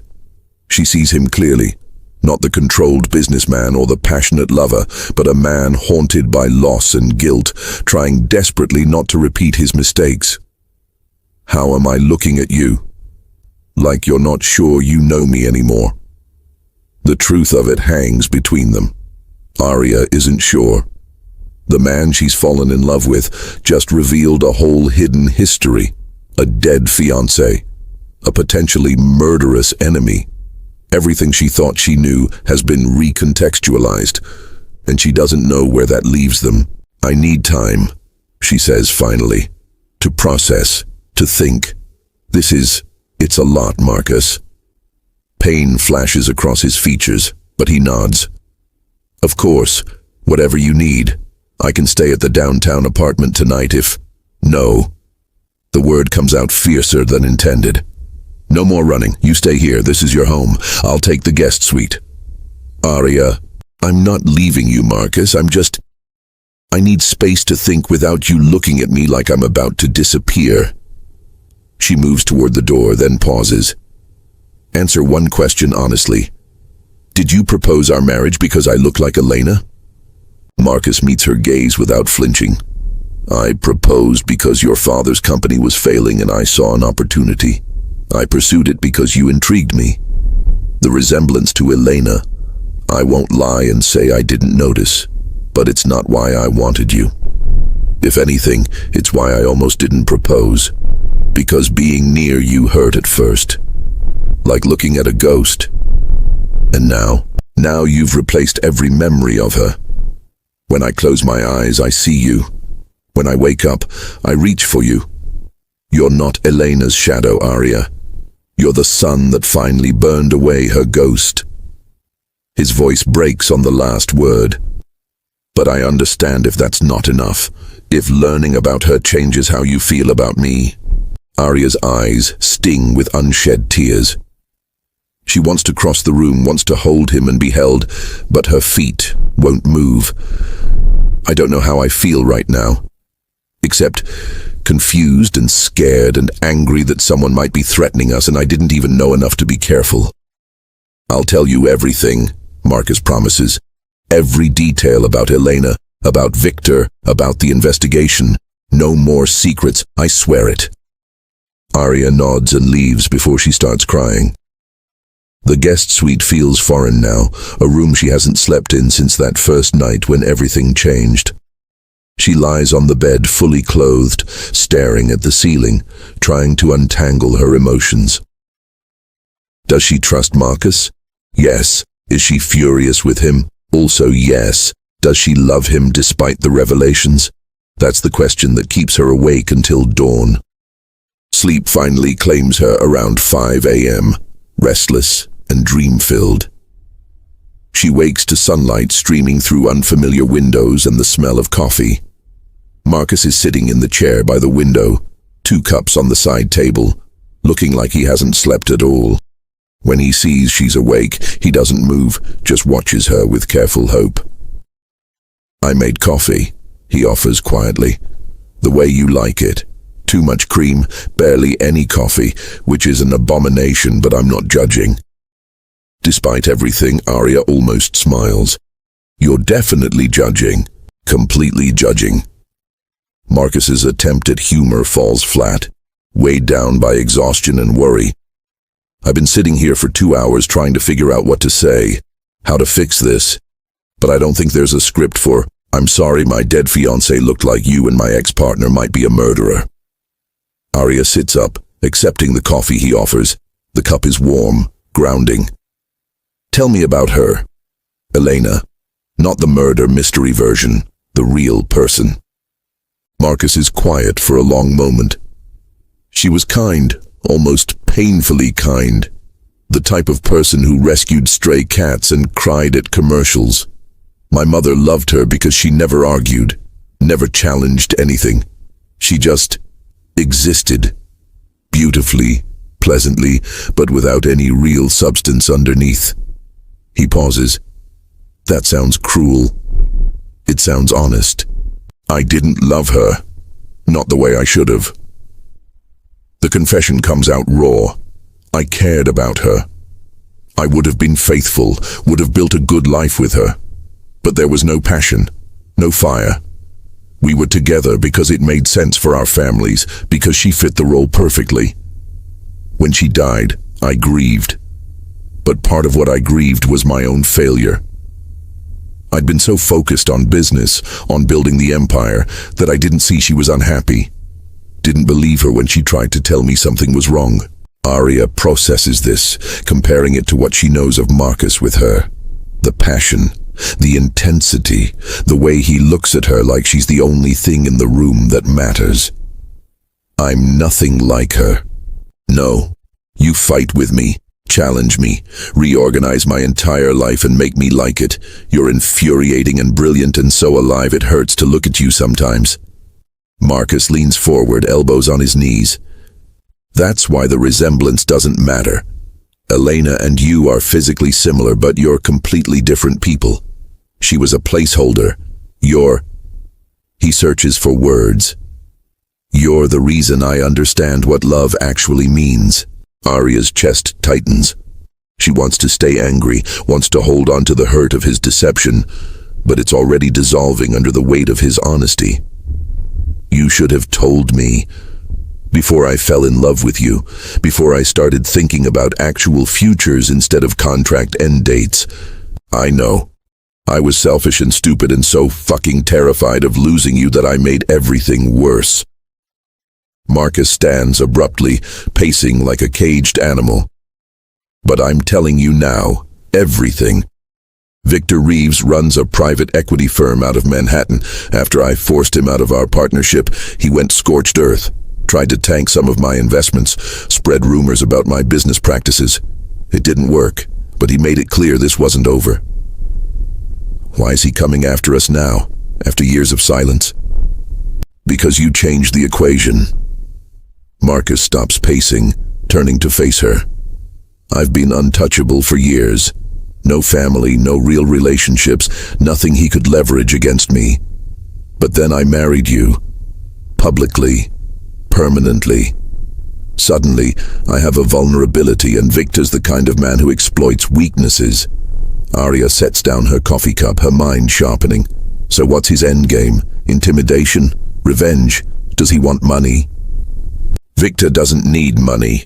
He's worth hundreds of millions legitimately, probably more in offshore accounts. Marcus crosses to his desk, pulling out a file folder. I've had a private investigator tracking him since Elena's death. Nothing concrete enough to take to authorities, but patterns. Companies that fold after he's involved, people who cross him experiencing unfortunate accidents. He's smart, careful, and utterly ruthless. And you married me anyway, knowing he might come after me. Arya's anger flares again, hot and sharp. I married you because I couldn't not marry you. And I built a fortress around you, the security, the monitoring, all of it. I thought I could protect you without you needing to know why. Marcus's voice drops. I was wrong. I see that now. Arya stands, moving to the window. The ground stretch out below, manicured and perfect, hiding the ugliness underneath. What do? We can't just wait for Victor to make his move. I've already increased security, added background checks on all staff. My investigator is digging deeper into Victor's recent activities. Marcus joins her at the window, carefully maintaining distance. But the truth is, I don't know what he wants. The photograph and note are just psychological warfare. He's playing with us.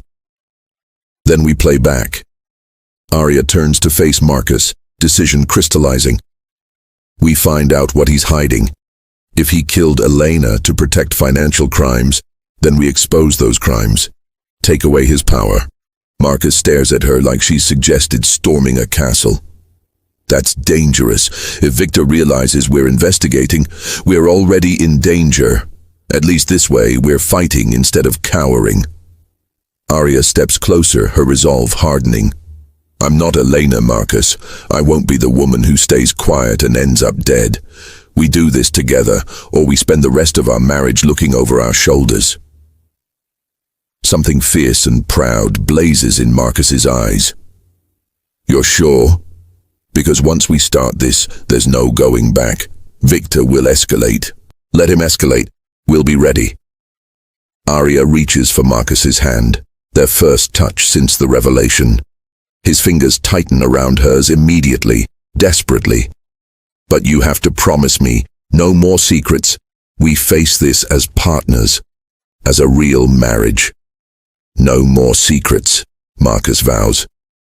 He pulls her into his arms, and Arya goes willingly, needing the solid warmth of him. I love you. I know I've given you every reason not to believe that, but it's true. You're everything to me, Arya. Everything. I love you too. Arya tilts her face up to meet his kiss, fierce and claiming and tasting like promises. Even when you're an idiot who keeps murder mysteries from his wife. Marcus's laugh is shaky with relief. Especially then? Especially then. Arya pulls back enough to look him in the eyes. Now tell me everything. Every detail about Victor, about Elena's death, about what we're walking into. I want to know what we're fighting. They spend the next 3 hours going through files, photographs, financial records. Marcus's investigator has been thorough, tracking Victor's movements, his business dealings, suspicious patterns in companies he's consulted for. Elena's accident report, police statements, everything Marcus has been carrying alone for 4 years. She found discrepancies in these accounts, Marcus explains, pointing to spreadsheets that mean nothing to Aria. Victor was moving money through shell corporations, then investing it back into legitimate businesses at inflated values, essentially laundering dirty money and making it clean. Where was the dirty money coming from? That's what Elena was trying to figure out when she died. Marcus's finger traces a line of transactions. The investigator thinks it's tied to a development company that's been buying up property in developing countries, forcing out residents, building luxury resorts. Victor's fingerprints are all over it, but through so many layers it's nearly impossible to prove direct involvement.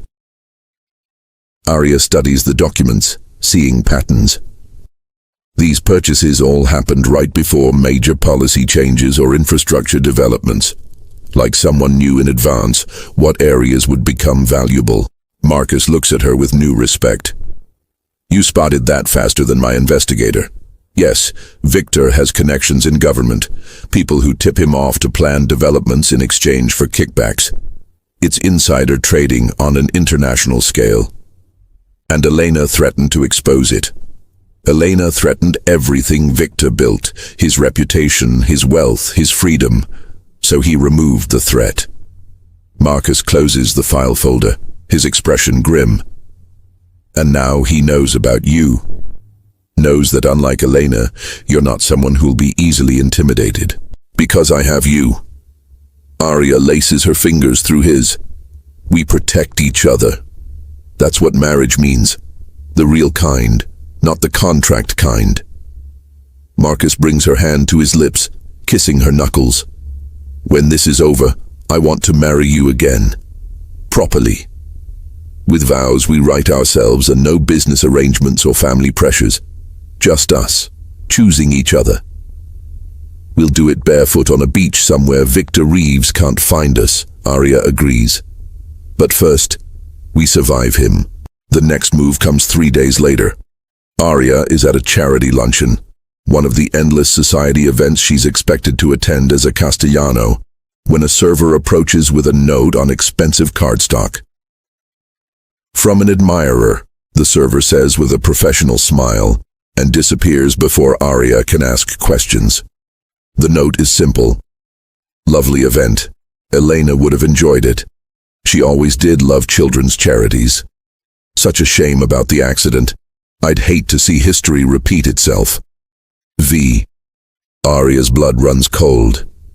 She's in a room full of people, cameras everywhere, forced to maintain her smile while terror claws at her throat. Victor is here, watching. Close enough to send notes through staff. The security Marcus insisted on suddenly seems inadequate, and she understands viscerally why he's been so paranoid.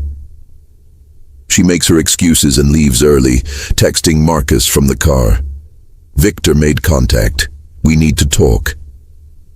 Marcus is waiting when she arrives home, pacing the foyer like a caged tiger. He takes one look at her face and pulls her into his arms. Solid and safe. Tell me. Aria hands him the note.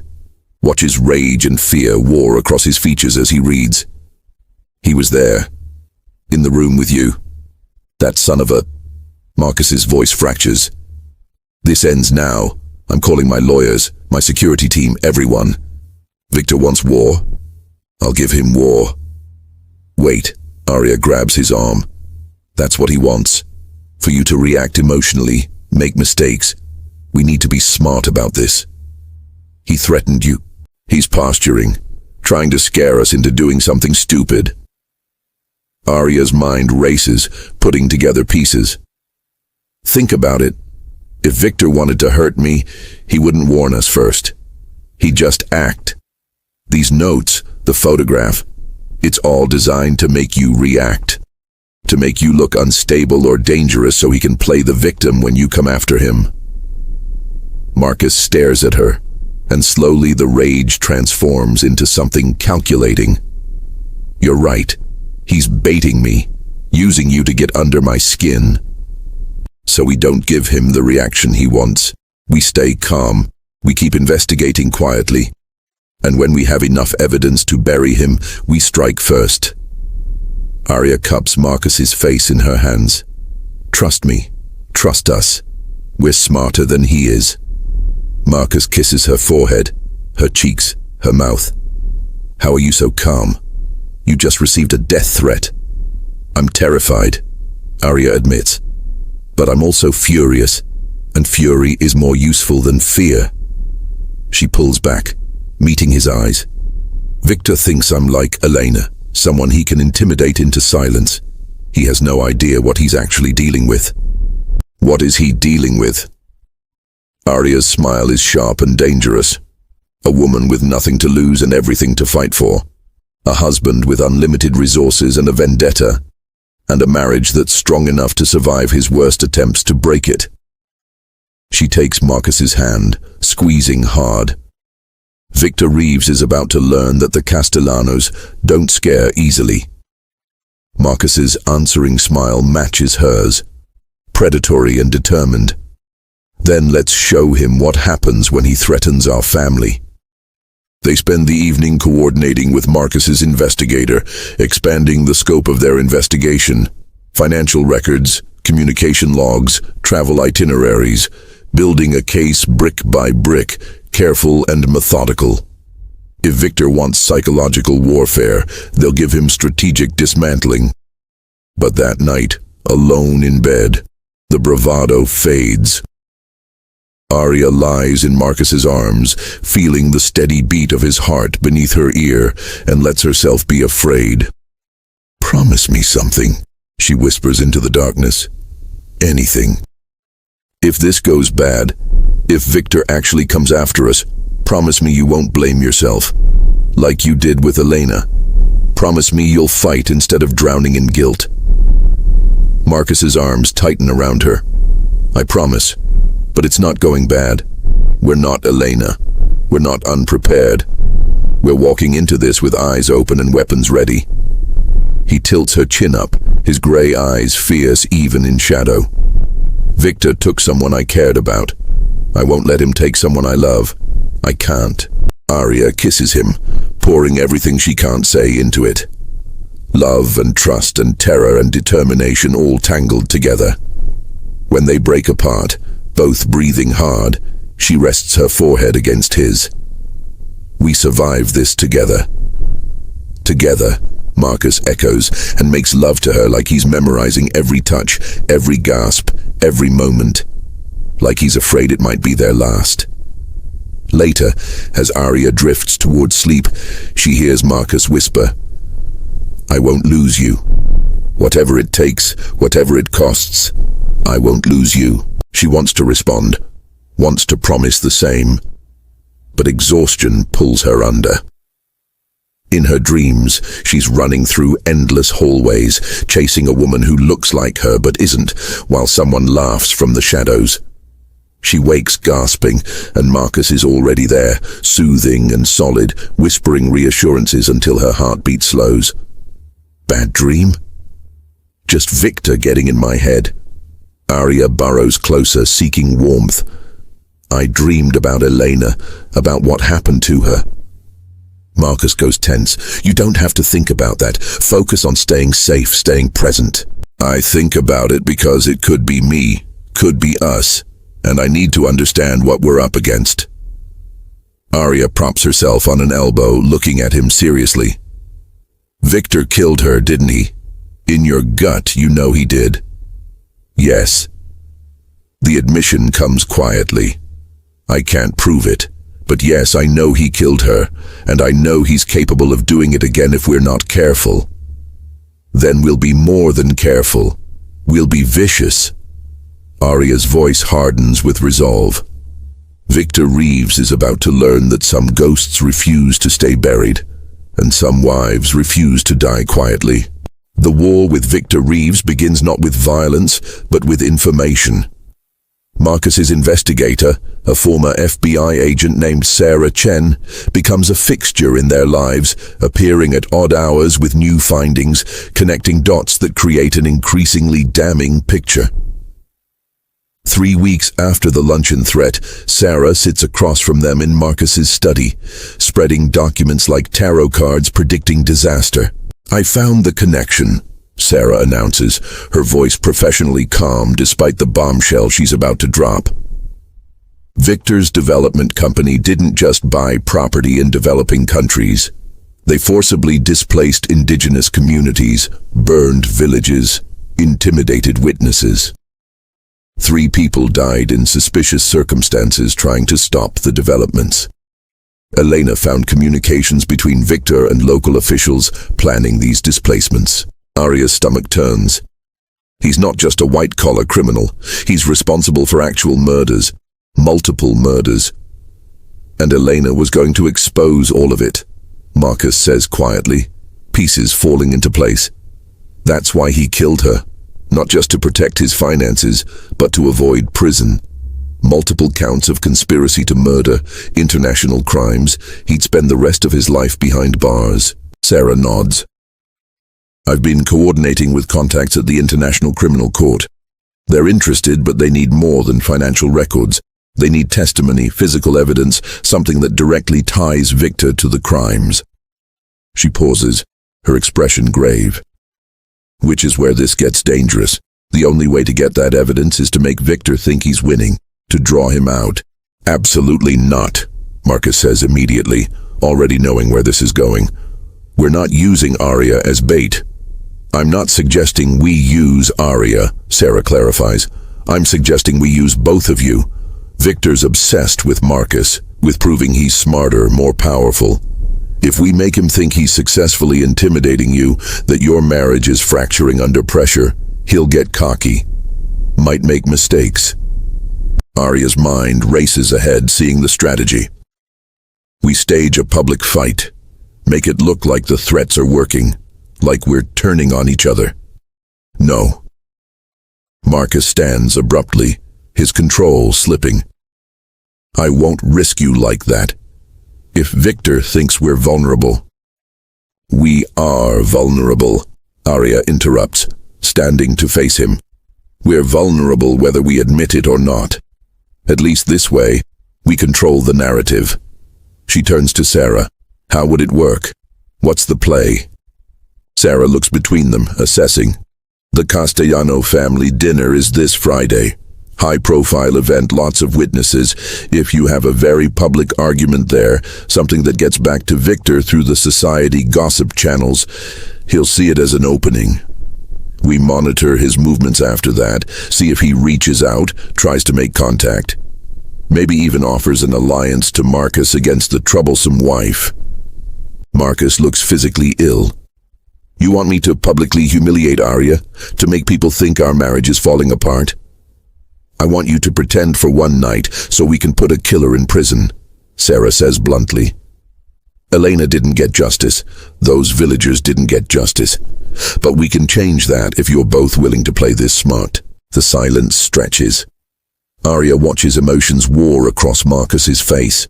Protectiveness battling against logic, love fighting with strategy. Finally, she takes his hand, grounding him. "It's the right move, and you know it. Victor thinks women are weaknesses to be exploited. Let's use that against him. If anything happens to you, it won't. Because we'll be ready this time." Arya squeezes his hand hard. "We do this together. We take him down together, and when it's over, we rebuild our reputation together. But first, we have to be willing to temporarily destroy it." Marcus looks at her like she's the bravest and most terrifying thing he's ever encountered. "You're sure? Once we do this, there's no taking it back. People will talk. Your reputation is less important than stopping a murderer." Arya's voice is steel. "Elena couldn't fight back, but I can. We can. So let's fight." Sarah leaves them with a detailed plan. The argument needs to look real, spontaneous, triggered by something believable.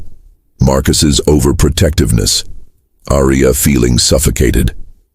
Classic marriage conflict amplified by stress. They spend the next 3 days choreographing their public breakdown, and it feels like emotional poison, saying cruel things in practice. Learning where to land blows that look devastating, but won't actually destroy them. "You're too controlling," Arya practices, her voice cold. "I can't breathe in this marriage. Can't think. Can't exist without you monitoring my every move." "I'm keeping you safe," Marcus counters, playing his part. "You knew what you were signing up for when you married into this family. If you can't handle the reality is, I sold myself to save my father, and now I'm trapped in a gilded prison with a husband who sees me as property to protect rather than a person to love." The words taste like acid even in rehearsal.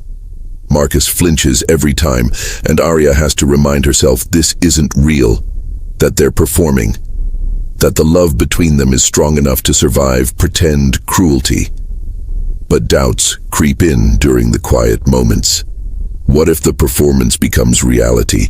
What if saying these things even falsely plants seeds of actual resentment? "We'll be okay," Marcus assures her the night before the dinner, holding her close in their bed. "This is strategy, not truth. I know you love me. You know I love you. That's what matters. What if people believe it? What if your mother thinks we're actually falling apart? Then we deal with it after Victor is behind bars." Marcus kisses her forehead, her nose, her lips. "My mother will understand eventually, and anyone else's opinion doesn't matter. The only opinion I care about is yours." Arya burrows into his warmth, trying to memorize how this feels: safe, loved, certain. Tomorrow night she'll be standing in front of Marcus's entire family, saying horrible things and watching hurt flash across his features. Even knowing it's fake, the anticipation makes her nauseous. The Castellano family dinner is exactly as overwhelming as expected. Marcus's mother, Catherine, presides over a table that seats 24, the dining room dripping with old money and older judgment. Extended family Arya has met only briefly, cousins and aunts and uncles whose names blur together, all assessing her with varying degrees of approval. She's wearing the midnight blue gown from her fitting, and Marcus hasn't been able to take his eyes off her all evening, which makes what they're about to do even harder. Dinner progresses through 7 courses of increasing pretension. Arya makes appropriate small talk, laughs at the right moments, plays the perfect Castellano wife. Marcus sits beside her, his hand occasionally finding her knee under the table, their last moments of genuine affection before the performance begins. Catherine watches them with sharp eyes, and Arya wonders if Marcus's mother suspects something is off. The woman is terrifyingly perceptive. The argument is triggered during dessert, an elaborate chocolate sculpture that probably costs more than most people's monthly rent. Marcus's cousin Richard, drunk on expensive wine, makes a careless comment about the new Mrs. Castellano being quite the catch, with implications that make Arya's skin crawl. It's the perfect opening. "Interesting word choice," Arya says, her voice carrying across sudden silence. "Catch. Like I'm a prize Marcus won rather than a person who made a choice." Richard laughs nervously. "I didn't mean—" "Of course you did." Arya sets down her fork with deliberate precision, the small sound echoing. "Everyone at this table thinks the same thing, that I married Marcus for money and security, that I'm some kind of gold digger who trapped a wealthy man." "Arya." Marcus's warning tone is perfect, embarrassed, controlling, exactly what they practiced. "This isn't the time." "When is the time, Marcus?" She turns on him, and the hurt in her eyes isn't entirely fake. "When is it time to address the fact that you treat me like property, that I can't leave this house without security details and location tracking, that you monitor who I talk to, where I go, what I do?" The table goes deadly silent. Catherine's wine glass pauses halfway to her lips. Every family member leans in, sensing drama like sharks scenting blood. "I'm protecting you," Marcus says, his voice tight. There are threats. There are always threats in your world. That's your excuse for everything. Arya's voice rises, genuine frustration from weeks of actual fear bleeding into the performance. I gave up my entire life for this marriage, my freedom, my privacy, my sense of self. And what did I get? A husband who sees me as a problem to manage rather than a partner to trust. Marcus stands abruptly, his chair scraping against marble. You knew what you were getting into when you signed the contract. This marriage has terms, expectations, contract. Arya laughs bitterly, also standing. The word hangs between them like an accusation. That's what this is to you, isn't it? Still, even now. A business arrangement with sex benefits. You don't love me, Marcus. You love the idea of controlling me. That's not fair. None of this is fair. Arya's voice cracks, and tears spring to her eyes, real tears, because even knowing this is performance, saying these things hurts. I fell in love with you, actual love, the kind that makes you stupid and vulnerable and willing to risk everything. And you're still treating me like a merger to be managed. Marcus's face has gone pale, his jaw clenched so tight it must hurt. If that's how you feel, maybe we need to discuss the terms of our arrangement. Revisit the exit clauses. The words land like bombs. Gasps ripple around the table. Catherine actually drops her wine glass, red liquid spreading across white linen like blood. Arya feels the moment crystallize. This is it, the performance that will convince Victor they're fracturing. Maybe we should, Arya says coldly, grabbing her clutch. Have your lawyers call my lawyers. I'm sure we can arrange a civilized dissolution. She leaves the dining room with her head high, blinking back real tears. Behind her, chaos erupts, family members talking over each other, Catherine's sharp voice demanding explanations, Marcus's heavy silence. Arya makes it to the foyer before her composure cracks, and she leans against a marble column, shaking. Marcus finds her there 5 minutes later. The door closes behind him, and suddenly his arms are around her, solid and safe. God, I hated that. He breathes against her hair. Every word was torture. It felt too real. Arya clutches him, needing the reassurance of his touch. When you mentioned exit clauses, for a second, I forgot we were acting. Never. Marcus pulls back to cup her face, his eyes fierce. Never, Arya. I'm never letting you go. This was performance, strategy. The exit clause died the day you told me you loved me. He kisses her desperately, and Arya kisses back, needing to wash away the taste of fake accusations. They break apart when Sarah appears from wherever she was monitoring. That was perfect, the investigator says with professional approval. Convincing, emotional, exactly what we needed. It'll be all over society channels by morning. Victor will definitely hear about it. Good. Marcus keeps his arm around Arya, anchoring her. What's next? Now we wait. Monitor Victor's movements. See if he takes the bait. Sarah's expression turns serious. You should also prepare for fallout. Your family won't understand what just happened. Friends will take sides. This will get ugly before it gets better. Let it get ugly, Arya says, finding her strength again, as long as it gets Victor. The fallout is immediate and brutal. By morning, Arya's phone is flooded with messages, concern from her parents, confusion from friends, gleeful gossip from people who barely know her. The society blogs are on fire with speculation about the Castellano marriage crumbling. Photos from the dinner circulate, capturing Arya's tears and Marcus's stone face. Headlines scream, "Trouble in Paradise," and Castellano empire shaken by marital drama. Marcus's mother arrives at noon, bypassing staff to march directly into their bedroom, where they're coordinating with Sarah. Catherine takes one look at them, Marcus with his arm around Arya, both clearly unified, and her sharp eyes narrow. Explain, Catherine demands, what theatrical production I witnessed last night, and don't insult my intelligence by claiming it was a real argument. Marcus and Arya exchange glances. Mother. I've known you for 34 years, Marcus. I watched you negotiate billion-dollar deals without showing a hint of emotion. Last night you looked genuinely devastated, which means you were either actually devastated or putting on the performance of your life. Catherine crosses her arms. Given that you're currently wrapped around your wife like she's oxygen, I'm assuming performance. Now tell me why, or I'll cause problems. Sarah steps forward. Mrs. Castellano, I'm afraid this is a confidential investigation. Confidential investigation into what? My son's marriage? Catherine's voice could cut glass. Either you tell me what's happening, or I will make my own inquiries and potentially compromise whatever strategy you're employing. It's not a bluff. Marcus sighs heavily. It's about Victor Reeves and Elena. Catherine goes very still.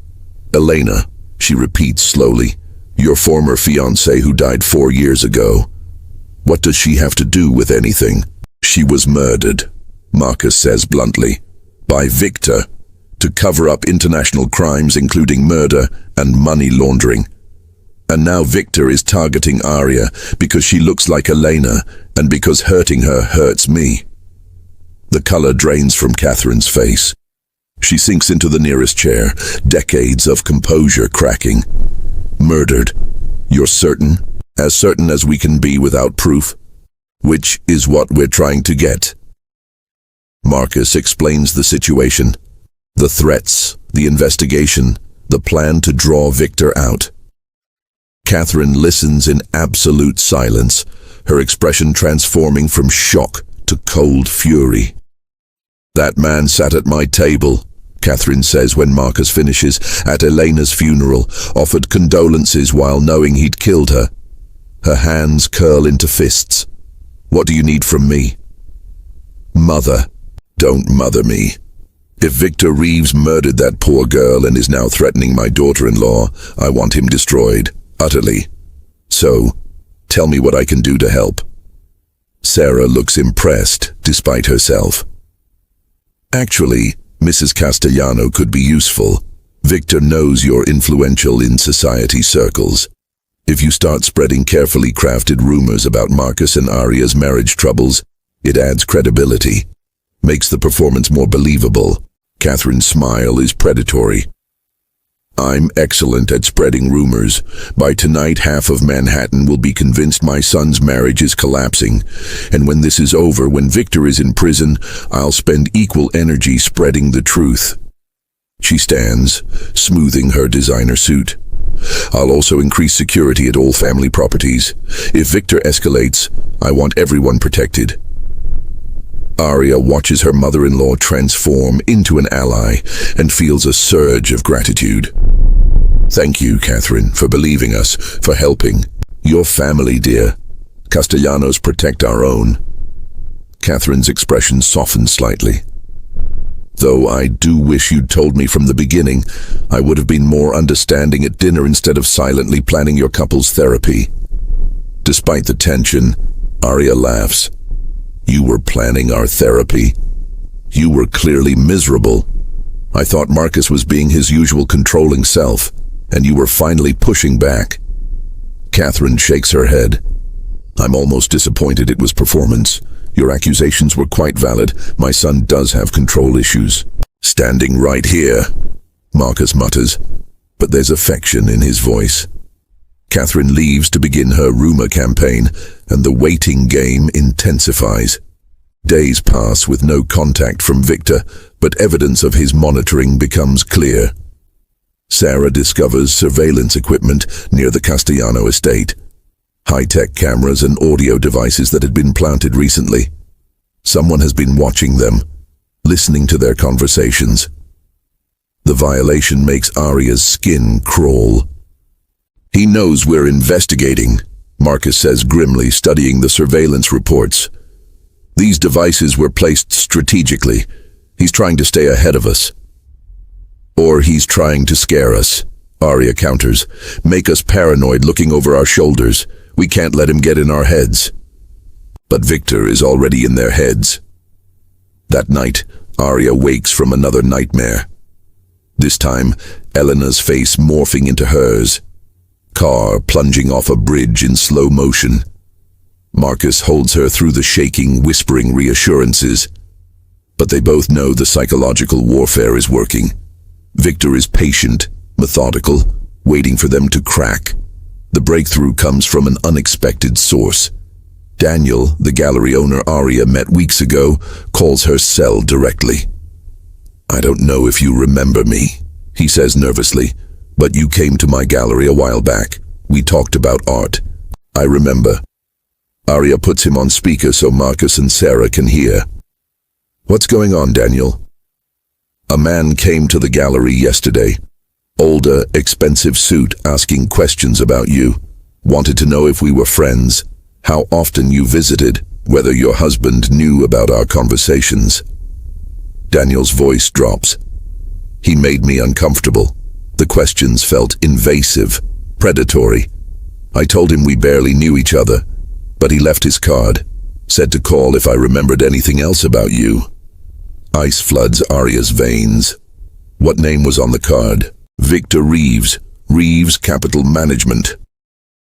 Papers rustle. "I looked him up. He's legitimate, major investor, philanthropist. But something about him felt wrong, so I'm calling. Is everything okay?" Marcus takes over, his voice tight with controlled rage. "Daniel, thank you for calling. Don't contact Victor again. If he approaches you, document everything, but don't engage. And if you're willing, we'd like to meet. Your testimony about his approach could be valuable." They meet Daniel at a neutral location, a coffee shop far from society circles. The young gallery owner looks nervous but determined, and Arya realizes he's braver than he knows. Approaching strangers to warn them of danger takes courage. "He wasn't just asking about you," Daniel tells them, sliding his phone across the table. "He took photos of the gallery, of my staff, of pieces you looked at. He was building a profile." The photos confirm it. Victor has been studying Arya's habits, her interests, her connections, building a dossier of vulnerabilities. Sarah copies everything to her devices, her expression grim. "This is harassment, stalking," Sarah says. "Combined with the surveillance equipment and threatening notes, we might have enough for a restraining order." "A restraining order won't stop Victor," Marcus says flatly. "It'll just make him more creative. We need the criminal evidence, the connection to Elena's murder and the development crimes. Then we push harder." Arya's jaw sets with determination. Victor's making moves, getting sloppy. Let's give him more rope to hang himself with. The next public appearance is the charity gala, the event Madame Rousseau designed Arya's midnight blue gown for. Despite the staged marital troubles, they're expected to attend together, and the society watching will be vicious. Sarah suggests they arrive separately, barely acknowledge each other, let the rumors swirl into frenzy. The night of the gala, Arya gets ready alone. The gown fits perfectly, transforming her into someone who belongs in this glittering world. But as she stares at her reflection, she sees Elena's ghost looking back. Another woman in expensive clothes, walking into danger, underestimated by everyone, including the man who killed her. "I'm not you," Arya tells the reflection. "I'm not going to die quietly." Marcus is already at the venue when Arya arrives. She can see him across the ballroom, devastating in his tuxedo, surrounded by business associates. Their eyes meet for a brief second, and the longing there is so intense it takes her breath away. They haven't properly touched in days, maintaining appearances even at home in case of continued surveillance. The separation is its own kind of torture. Arya works the room independently, making small talk, dodging intrusive questions about her marriage with practiced deflection. Everyone wants gossip. Everyone wants to know if the Castellano Empire is really crumbling. She smiles mysteriously, neither confirming nor denying, and watches speculation bloom around her. Then she sees him. Victor Reeves stands near the bar, silver-haired and distinguished, looking like every other wealthy philanthropist in the room. But when their eyes meet, his smile is pure predator. He lifts his champagne glass in a mock toast, and Arya's heart hammers against her ribs. Marcus appears at her elbow instantly, his body tense. He's here. I see him. Arya forces herself to stay calm, to not show fear. This is good. We wanted him to make contact. I want him dead, Marcus mutters, then catches himself. Sorry. Professional composure, I remember. Victor begins moving through the crowd toward them, and Arya squares her shoulders. This is it. The moment where they see if their performance has been convincing enough, if Victor will reveal himself by approaching them. Mr. and Mrs. Castellano. Victor greets them with a practiced smile that doesn't reach his eyes. How lovely to see you both, though I hear there have been some tensions in your marriage recently. I do hope that's just gossip. Our marriage is none of your concern, Marcus says coldly, positioning himself slightly in front of Arya. Of course, of course. Victor's smile widens, enjoying Marcus's protectiveness. Though I must say, Mrs. Castellano, you remind me of someone I once knew, a young woman named Elena. The resemblance is quite striking. The ballroom seems to fade away. Arya feels like she's been hit, the casual cruelty of the comment stealing her breath. Beside her, Marcus goes rigid, dangerous, and she grabs his wrist hard before he can do something that ruins everything. I've been told I have one of those faces, Arya manages, her voice steady despite the rage and fear swirling inside her. Generic, easy to confuse with others. Oh, nothing generic about you, my dear. Victor's eyes rake over her in a way that makes her skin crawl. Elena was special too. Such a shame what happened to her. Car accidents are so tragic, so sudden. He pauses deliberately. One hopes you're a more careful driver. The threat isn't even veiled. Marcus moves forward, but Arya tightens her grip on his wrist, holding him back through sheer willpower. I'm very careful about everything, she tells Victor, meeting his eyes directly. I learn from history, from other people's mistakes, and I never underestimate potential dangers. Something flickers in Victor's expression. Surprise, maybe, or respect for her refusal to be intimidated. Smart woman. Marcus, you've chosen well this time. Let's hope it ends better. He glances at their joined hands, at the barely concealed tension between them. Though from what I hear, perhaps this marriage won't last long enough for accidents to matter.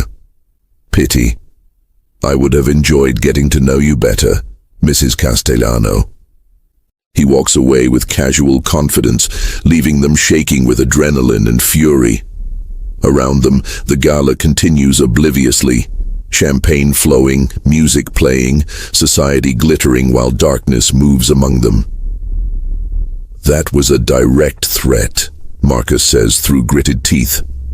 He threatened your life in the middle of a ballroom full of witnesses and no one even noticed. Sarah noticed. Arya spots the investigator across the room, speaking urgently into her phone. She's recording this, building the case. She turns to Marcus, forcing him to look at her. We're okay. I'm okay.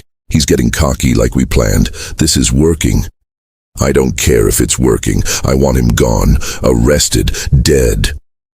Marcus's control is fracturing, and Arya realizes how close he is to doing something irreversible. She pulls him toward the balcony, away from crowds and cameras and witnesses. The night air is cold, shocking them back to clarity. Marcus grips the railing like it's the only thing keeping him tethered. He killed Elena, Marcus says, his voice breaking. And I couldn't stop him, couldn't protect her, and now he's threatening you and I... He stops, turning to face her. I can't lose you, Arya. I can't survive that again. Arya frames his face in her hands, making him see her. You're not going to lose me. I'm not Elena. I know what we're dealing with, and I'm fighting back. We're fighting back together. She kisses him, desperate and claiming. Victor's mistake is thinking I'm a victim. I'm not. I'm a woman with a brilliant, dangerous husband and the resources to destroy anyone who threatens our life. Victor Reeves is going down. Marcus kisses her back like she's air, and he's drowning. When they break apart, both breathing hard, his eyes are clearer, focused. Together, he says. Together, Arya confirms. They return to the gala unified, and anyone watching can see the shift. Whatever performance they were maintaining has cracked, replaced by something fiercer.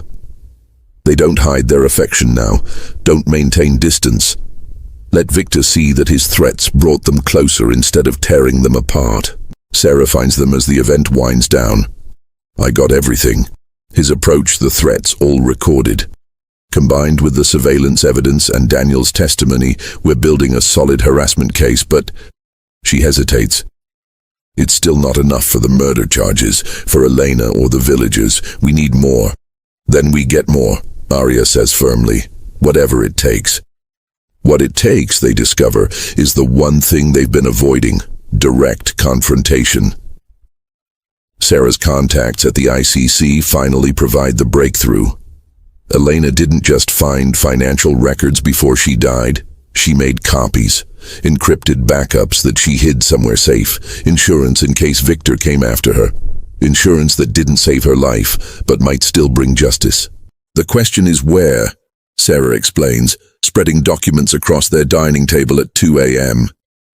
Eleanor was smart. She would have hidden them somewhere Victor couldn't access, but where they'd eventually be found, somewhere meaningful.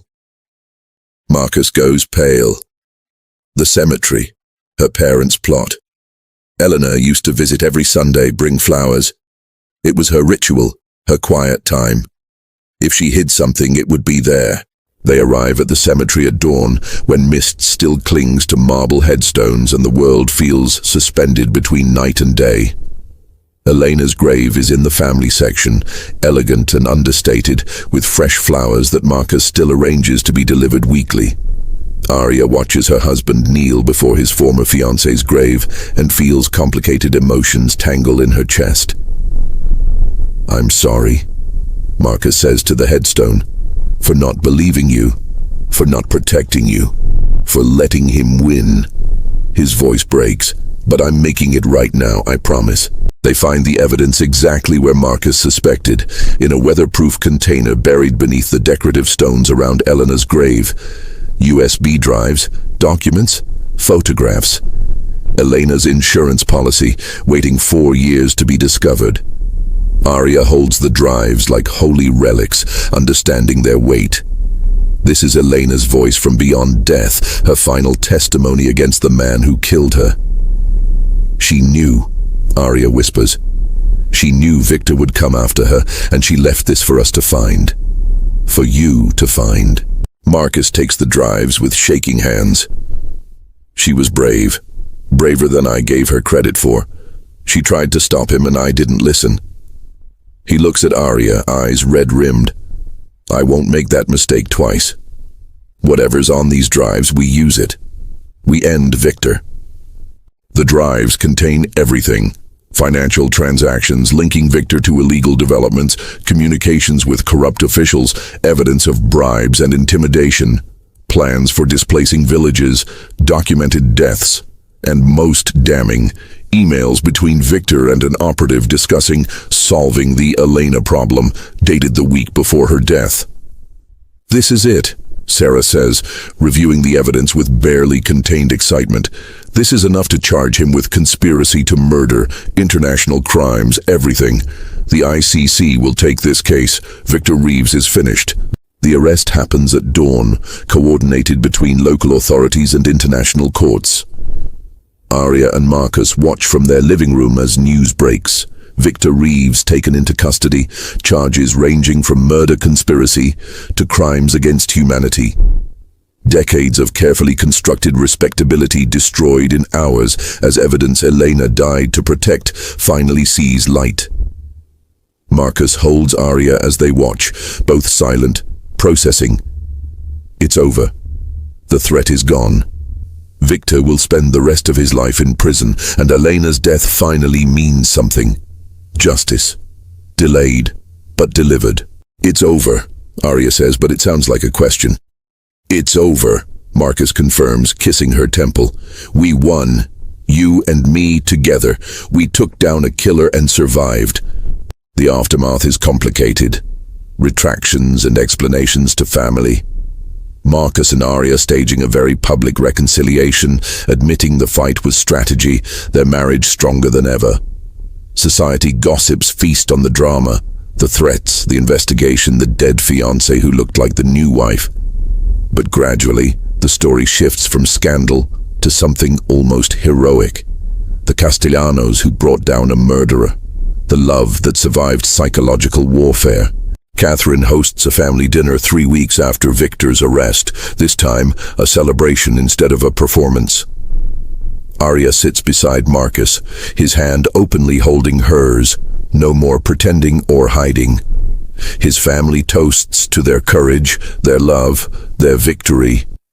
It feels real in a way nothing has since the contract signing. I'm proud of you both, Catherine says, raising her glass.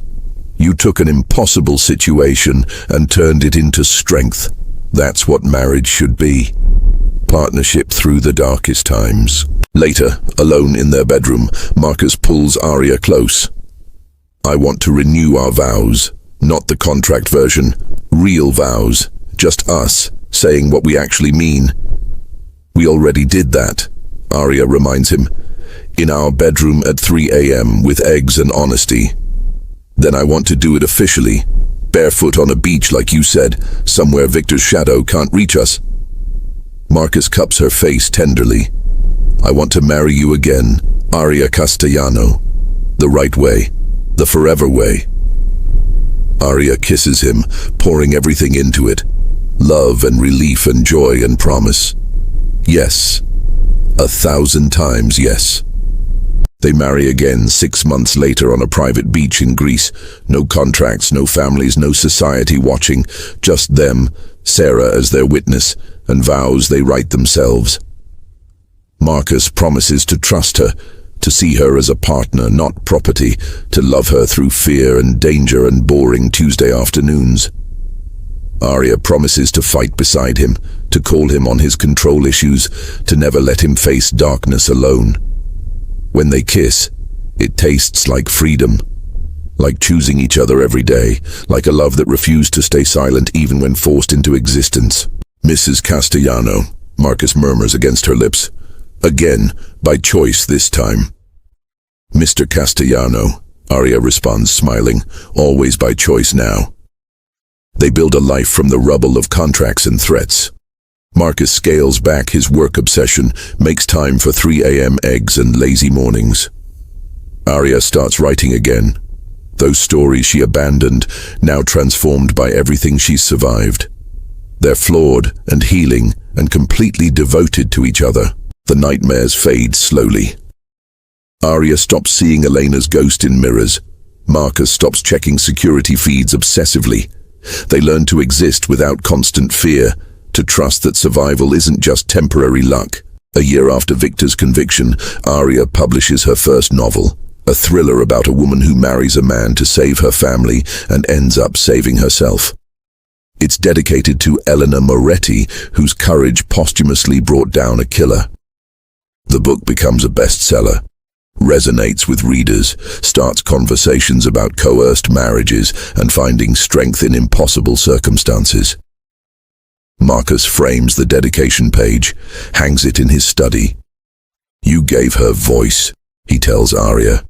Gave her story meaning beyond tragedy. We both did, Arya corrects, by finishing what she started, by refusing to be silent. They visit Elena's grave together sometimes, bringing flowers and updates. It feels right, acknowledging the woman whose death inadvertently brought them together, whose sacrifice made their survival possible.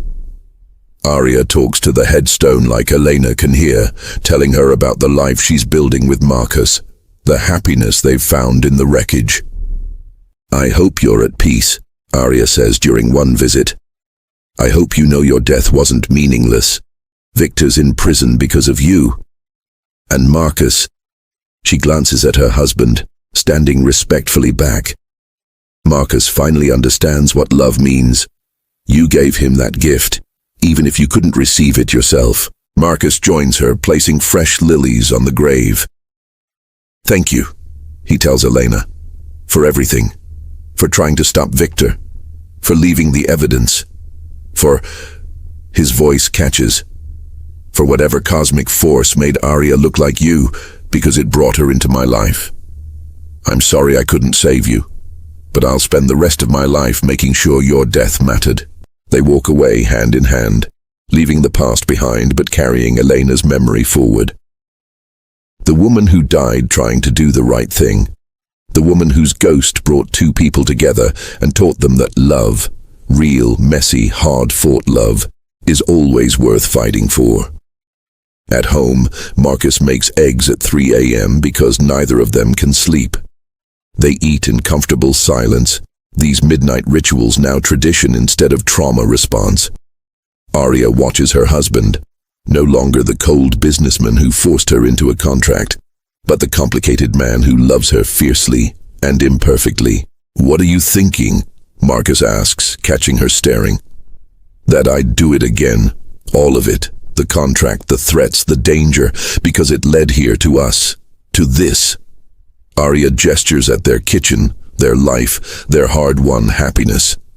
I'd sign that contract 1,000 times if it meant ending up with you. Marcus sets down his fork, emotion flooding his features. You know what's terrifying? I blackmailed you into marriage.